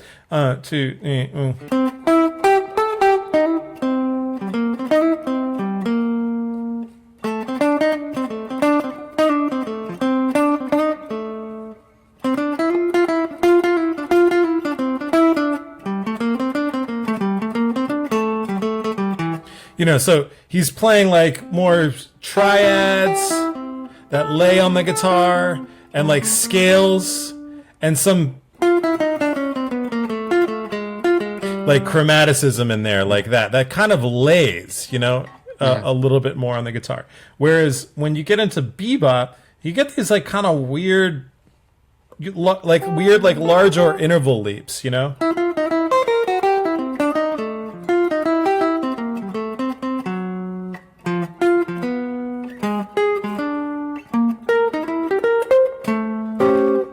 And they don't always, and now it's not necessarily idiomatic in the sense that you don't hear a lot of guitar players playing like that in history, but you can make it more idiomatic in as much as like I'm not moving my hand very much, like I'm playing like in position. I've kind of figured out ways to.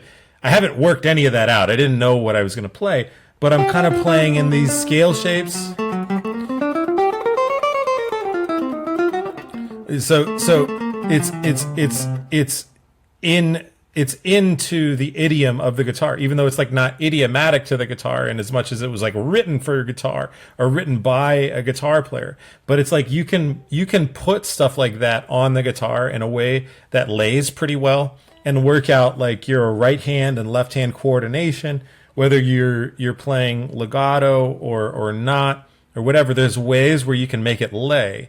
Whereas something that's really not idiomatic is something that you have to really like work towards. It's something that just really does not lay well. So what I was talking about, that kind of thing would be like lines like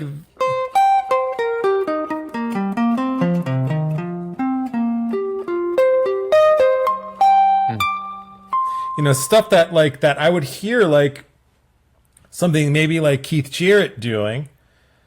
And it's like, well, all I'm kind of really doing is I'm really just thinking about this C7, and I'm just thinking about this tonic, and I'm just thinking angularly how to create direction and movement towards that pitch. And I hit like every C between here and you know, on every right? And so string, that to me is not idiomatic, and it never will be. It's like if you're gonna play that way, you really have to investigate, especially like that physical layer of like how do you even like just make the sound happen? And then you also have to understand like the intellectual layer, like where does that come on in terms of a song form, right? And the physical layer too has to do with like tempo and stuff. It's like there's tempos where I could kind of play like really fast, like a bebop tempo, because it's like local, and it's not idiomatic to the guitar, but I can put it into my caged system, or I can put it into some system that we have as guitar players that we can organize. So, from that, and that I know that I can kind of move around with facility with. This other thing is like there's kind of systems, sort of, but not really. It like sort of breaks a lot of the conventions. There's a lot of jumping around, and it's more about the melodic, like thing. But whereas it's stuff that on a piano, it's really not that hard, or on a saxophone, sometimes you get this like angularity, and it does lay. So like the tempo would not be an issue. For how those kinds of lines could be expressed. And so that was really what I was talking about. It's like it's kind of idiomatic. Is a complex word, but I guess I'm using it in ways that of like, how does it lay, and can I make it like, can I work it into a system of organization on the guitar that like we already have. Like a 3-note per string scale, for example, or a box, or a position, or is it something that I'm actually really like just following the interval structure on a single string, which is sometimes that's what that stuff ends up being, Yeah, that's a really good question. It's a really interesting question. Yeah. Yeah, the whole thing about what's idiomatic or not, there's like a fuzzy gray area totally about that, and totally, yeah, and it's no, totally, yeah, man. I have something on that, man, because you guys, you classical guys, like you have pedagogy, right? You have like various methodologies. And for jazz musicians, especially jazz guitar players, but even blues and rock guitar players, like maybe nowadays there's more pedagogical things, but like there's not really like that same, like there's schools of thought, right? So you have someone like Matheny, who he develops his kind of this very personal, like really, really developed, but it's like really personal approach to how do you kind of play arpeggios and scales and organize, like, like the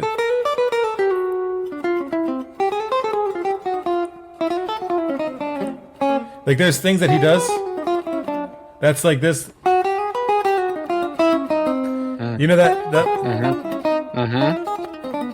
and then he does like the Pat Metheny yodel. I didn't know that's what it was called. Yeah, the Pat Metheny yodel. I'm not very good at it, but he does it like so fast, and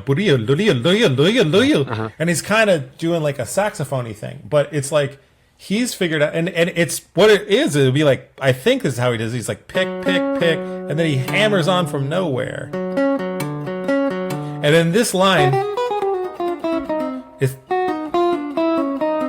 there's hammer-ons from nowhere, right? So he has these like ways of playing these things that he plays which to him, they're idiomatic to him and his own way of playing. And it kind of does lay like when you get the system, but it's like, that's like not, you know, the only way that I know that is because like I watched like YouTube videos of him and like slow, you know, like looked at exactly like, what is he doing? What is that thing that, you know, he does all the time? Yeah. And but it's not like there's you know, some pedagogy book where there's an exercise, you know, Right. Right. Or an etude to do that or something. Yeah. Yeah. So like what is idiomatic is so much more, it's so much more like subjective and personal. You know, in our world, maybe then, not to say that there's not uniqueness and individuality, but like you guys have like at least directionality in terms of your pedagogy, and we don't. We don't have that. Yeah, but it's like a whole different approach to the instrument. I find, you know, it's a whole different approach. You know, at least traditionally. You know, yeah, because I mean, you mentioned so much about your earliest years, like you know, learning stuff by ear and things like that, and where like a classical guitarist starts, you know, they start with like, you know, reading like the first string, open string, just like you know, pluck, pluck, pluck, just reading the notes. And just doing repetition of reading those notes and getting the right technique and putting your hand in the right place and things like that. It starts with reading. It doesn't, like, it usually doesn't start with listening unless you're exposed to it. You know, you're exposed to like classical guitarists and this is what they sound like, and that's cool. Or you go to concerts. You know, when I was younger, I grew up in a city where classical guitar was very prevalent at the local university, at Stetson University, where I did my undergrad. And, you know, and I, you know, started with a classical guitar teacher and in that school. And then there were like guitar workshops every year that I would go to. So I was exposed to that in person, you know? And so that's where I heard it. Yeah. But Beautiful. Yeah. But for like, you know, jazz and rock and commercial music and stuff like that, usually that is picked up by like, you know, hearing records or going to clubs and like hearing it and then taking what you're hearing and then learning the instrument. So it doesn't come from a long line of structure, you know, that's been written down. Yeah. Yeah, no, totally. Yeah, that's such an interesting thing that you mentioned, and of like how you're exposed to it, the world of classical guitar, you know, in general, and also, you know, my similar, like coming in from another angle, and what is really interesting to me that I think about a lot is like, you know, what is the place like in the society, like at large, for the arts, right? And I think a lot of us are exposed to music nowadays through education, especially these kinds of music that we end up playing. Maybe this is like an obvious statement, you know? But it's like we're exposed to it through the schools or through teachers, like private teachers. Yes. And we're less exposed to it like through the marketplace or like through our community. Yes. Right, with the exception of people that came up in the church, you know, which is not me, and I don't think it's you either, right? You know, but that's like one exception of like maybe in the current like modern world of kids getting exposed to music from their community members, right? But it's like a really interesting kind of thing in terms of then how does it pervade and percolate into the rest of our lives. And yeah, it's just an interesting point that I think about. It's like,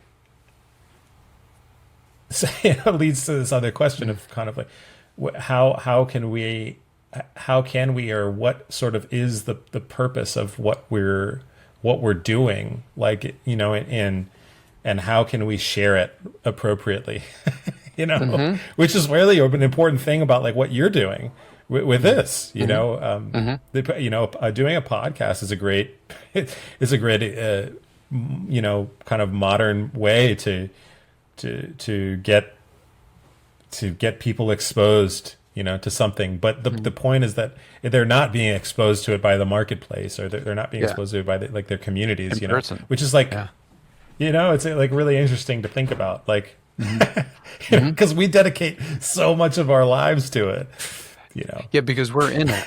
We're in the field, right? Like we're in that field and we can see it, but like on the outside, it's like, you know, music is not just for us, but it's for everyone who doesn't play music too, you know. And absolutely, and the exposure of that music, I mean, where does that come from? It comes from community. It comes from the community. It comes from school.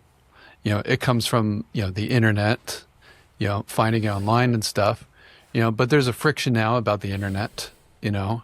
I know with the younger generation, there's some friction going on, and I've read reports about this, like wanting to go out to actually like experience things, you know, getting away from our screens, you know, and things like that. Yeah. So I feel like speaking of the Renaissance you were talking about earlier, right? Speaking of the Renaissance, like I feel like we could be going through some kind of Renaissance in a way, you know, especially in our arts. That we could, if in areas where it's not lively enough, we could bring more awareness to live music for all ages,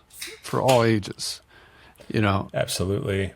Yeah. I feel passionate about that too. And like, also, like, I've also read that too. I think that there's a push in the younger generation of some younger kids are like, they're not buying the racket, right? Yeah. they're like, this isn't the real world, right? They understand, you know, the human body is like primarily water, right? I mean, so in the way that sound travels through water is like really incredible. Like in other words, it travels through you.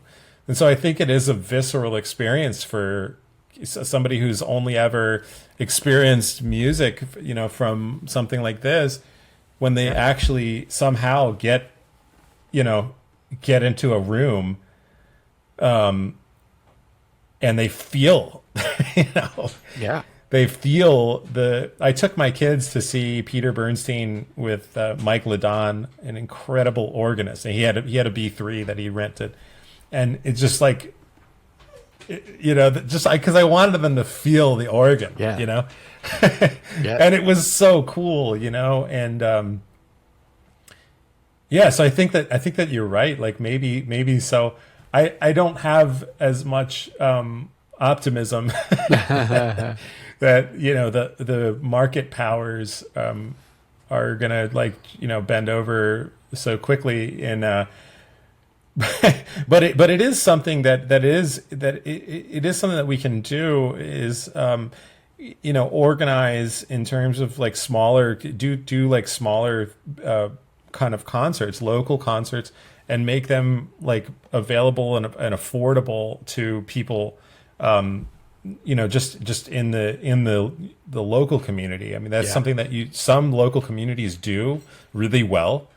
And it's such an important thing, like just to expose people, you know, to expose people to especially these kinds of music that aren't like commodified so well. It's really challenging for that to, like, you know, certain types of music, the kind of music that you're so incredible at, you know. And the kind of music that I've dedicated my life to like commodify it in a way, in some sense, there was a time for it, you know, in the marketplace, and you know, it's interesting to be a composer and a writer and an arranger of music in this time, to kind of try to carve out, the people that are actually willing to come to your like to your show, or willing to, exchange money for for the product, because it's hard to commodify it. It's like, it's not really what we're offering is not really a commodity. It's actually, like you said, it's like an experience, and it's the flow state. It's to come join me in communion with this. So we're not. It's hard to market that. We're selling something that's intangible. That's right. That's right. You can't physically hold the sound of music in your hand. That's right. That's right. Like you can't hold it. You can't feel it with your touch, sense. You can't do that. It's ephemeral too, in a sense, right? Like, that's one of the beautiful things about it. It can. I think that's one of the things about it that's so powerful, in terms of its ability to draw you into the present moment, is that it is an ephemeral experience, right? It moves through time. And your body today is also moving through time. So even your relationship with recordings is ephemeral, right? In a sense, because you're not the same, you're not the same atoms that you were a decade ago. But you've probably been listening to some of the same recordings. So that's a really interesting thing, but it's really hard to package that. I think. It's hard, but it is really important to expose it as much as we can to like community type concerts, or like local like bar gigs. Well, and get out there and play the shit that's not like on the radio. And education, like the exposure at a young age, in school and stuff. The importance of arts in the schools. Absolutely. And God bless the teachers, for sure, the music teachers, and just how much they provide for the students there. Through. Bringing a thankless job. It is, and I'll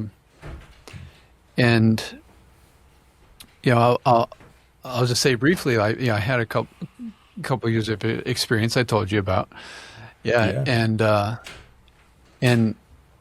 there's a lot of joy that these students, I can sense that their joy. From not just learning the music, but like witnessing it and being exposed to it, or experiencing it, even from their teacher, like just watching their teacher play. And we know that experience watching our teachers play.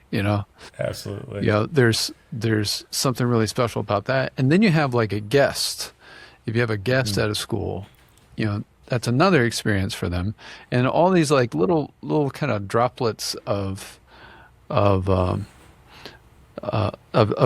these chances for a younger mind and soul to witness art, perhaps be inspired by it, perhaps to try it on their own, perhaps to support it later in life. If they never do it, then they can support it. A lot of it starts at such a young age. When we don't have like the adult world like pressing down on us, or keeping us busy. That education, that age is so important.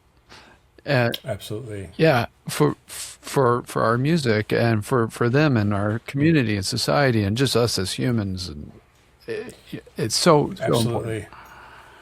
Yeah, it's such a funny thing. It's because there's this other thing. I think I heard Kenny Werner say this, like, and this probably applies to all types of music, but he was talking about jazz music in particular. Education is such a fertile ground for people to be exposed to music that's not commercial at the time, because it's one of these things that when you learn about it, like you get that feeling that you just described of when you're a kid and you watch your teacher pick up a guitar, and it's just like the coolest thing. Like your thought in at that moment, and your thought in those kinds of moments as they follow you through your life is not, I want to go buy that thing, or I want, your thought is, I got to learn how to do that. Like I need to like know how to like, Yeah. I need to learn about it. I need to like learn, I think that maybe that's like not a universal thing. Maybe that's just what people like us think, but it does speak to like the power of like the coupling of education and exposure, like in general, because I do think that there is that visceral thing of like when it first grabs you and it first takes you in, your instinct in general, at least mine was, and I know that this is true for a lot of people, just through talking to other people and saying, yeah, that's right. Yeah. And the way that Kenny Werner expressed it too is like that. It's like you hear this thing and you want to learn it, you don't necessarily, because a kid who's exposed to candy or something is going to be like, they want to have it and eat it, but in order to do that, they have to buy it. So they want to buy the candy, right? Whereas like you could make the same argument. It's like you could have the experience. You could say, oh, I'm a child, like I want to have this, I want to have that and take it in. I want to have it and eat and listen to it, auditorily eat it. Yeah. So I buy the record.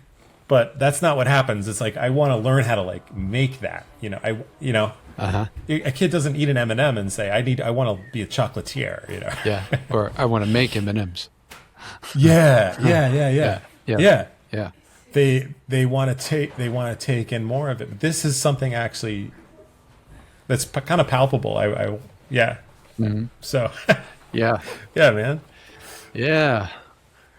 Ooh, very cool. Man. Dude. But we'll have to do part 2 and 3 and 4. And bro, I would love to. Yeah, I would love to talk to get more about your. I hope somebody does that or on your show. Get more like information about you. Mm-hmm. And you have so much to offer, man. For sure. This is my second time recording a podcast. Oh, cool. Yeah. So my second episode, let's say. So cool. So I've been cautious just about how much I speak for one, and then how much I say about myself, because it's about the guests. It's not about me. But I understand we gotta have some conversation too. So yeah. So I try to keep it in balance. No, that's really interesting. There's this great documentary. I like it a lot. It's called Stutz. It's that Jonah Hill did it about his therapist, Paul Stutz. Oh. And like it's on Netflix now. It came out in like 2022, but it's a really great documentary. First of all, just like in general, but yeah, it is really, really, really heavy. The way that it's like the way that the therapist kind of explains to Jonah, like that the interviewer is actually the kind of the hero. Oh. Or at least that he has to, in order for the thing to get like to really have substance, he has to find a way to inject himself, inject like information about himself and his past too. So I encourage you to check that out and like, kind of not saying like, you did a great job, man. Yeah, this is great. And we didn't even talk about writing at all. I would love to talk about that at some point with you, man. We could do another one on writing for sure. Yeah, great. Like a specific, like only. Mm-hmm. Yeah. Oh man, that's probably the only way to do that. Yeah, No? consider this like this is like opening the door, this Yeah. conversation. Sure. Yeah, Yeah. it's And arranging too, right? Arranging, yeah. right? Because like so many guitar players, like somebody or string players, right? Because we have the advantage of like kind of having all the harmony there, similar to the piano. Like so many guitar players, like they write, they can write because the entry point is like we don't have to think that much about how to build chords and stuff. So. And nowadays with like Sibelius and Dorico, the entry point to actually writing digital, music in a software engine is it just makes it there's little friction, and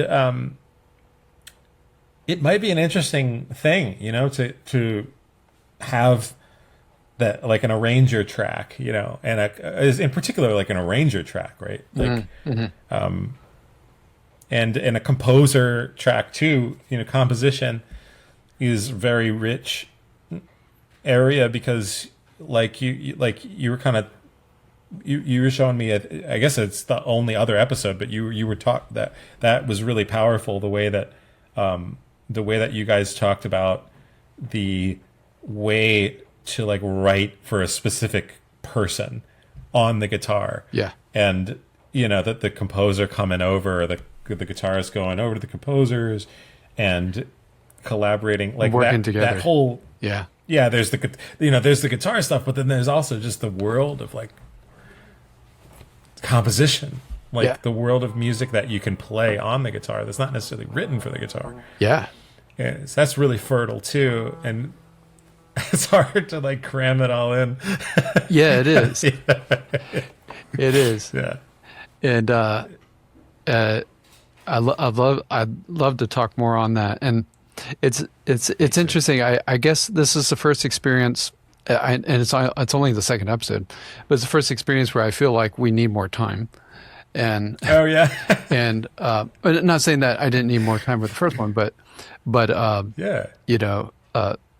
Jason is a super busy guy, touring and all sort of stuff, and and I know we all have our things, but it reminds me of a conversation I had with one of my mentors, who said like, yeah, like you could record the podcast, but like split it up because you're gonna have a lot to talk about, and he's right. Yeah, he's right.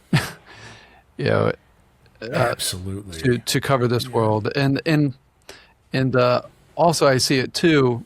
I'll kind of speak openly here, and that is like this is meant to be a resource for those who are curious, of course, about the art of doing this, and that could be for the player, but it could be for the composer, someone who wants to write for it, someone who just wants to discover more, ways of seeing it, and things like that. And that it can evolve much further than us having the conversation. But, some of this we can notate, some of this we can compile into documents of some sorts, things like that. That's how I see it. That's how I see totally, it. Man. Yeah. So that's awesome, man. It's great. Yeah. I'm like so humbled that you asked me to do it, and it was so much fun, and I'd definitely love to do it again. Yes. Yes, definitely. I loved hearing you play. That was so cool. Thanks, man. That was so cool. Thanks, man. Sounded great. And thank you, man. I love playing, man. So I love be cool to just do one of just playing, too. Yeah. Right. Get more into that, kind of get more into kind of talking about some different approaches and more practical, like kind of things. That's another possibility. Sometimes it's like in this forum, I'm not in it very often, but it seems like an opportunity to talk about like less like education oriented. Yeah. Like I'm not like trying to teach something. Right. I'm trying to talk about how I do things, like really like how that was kind of how you started. It was like, what are you doing and how do you think about the things? but it could, it could also be good to like, I could see that there could be value in some people coming to this platform and wanting like practical, a practical takeaway, something that wasn't so, what's the proper word? Like, I think of kumbaya, but it's not the right, like on the fly. Or, or like, for me, it's like a personal thing. It's like some of the stuff that I was talking about is maybe, and it shouldn't. I wouldn't. No. I mean, I wouldn't want it to apply directly to somebody else. Right. Like, it would be cool if they took something from it and then made it their own or whatever. But whereas, like, you could talk about, all right, here's how you could think about a C7, or like you could talk about those wide intervals, and it's like, well, here's how I actually like make that happen. Because there is the brass tacks element of it too. That's like another interesting avenue to explore, maybe. So yes, yeah, definitely. Well, Michael, it was a really great pleasure to have you on the Pluck today and to share all of your wisdom and experience and stories, and hearing you play and hearing you try to put into words what's happening, with the guitar in your hands. It's really beautiful stuff. And so thank you so much, Michael. And thank you so much for having me, Jonathan. It was honored. Thank you. Until next time. All right. Take care. Yeah, take care.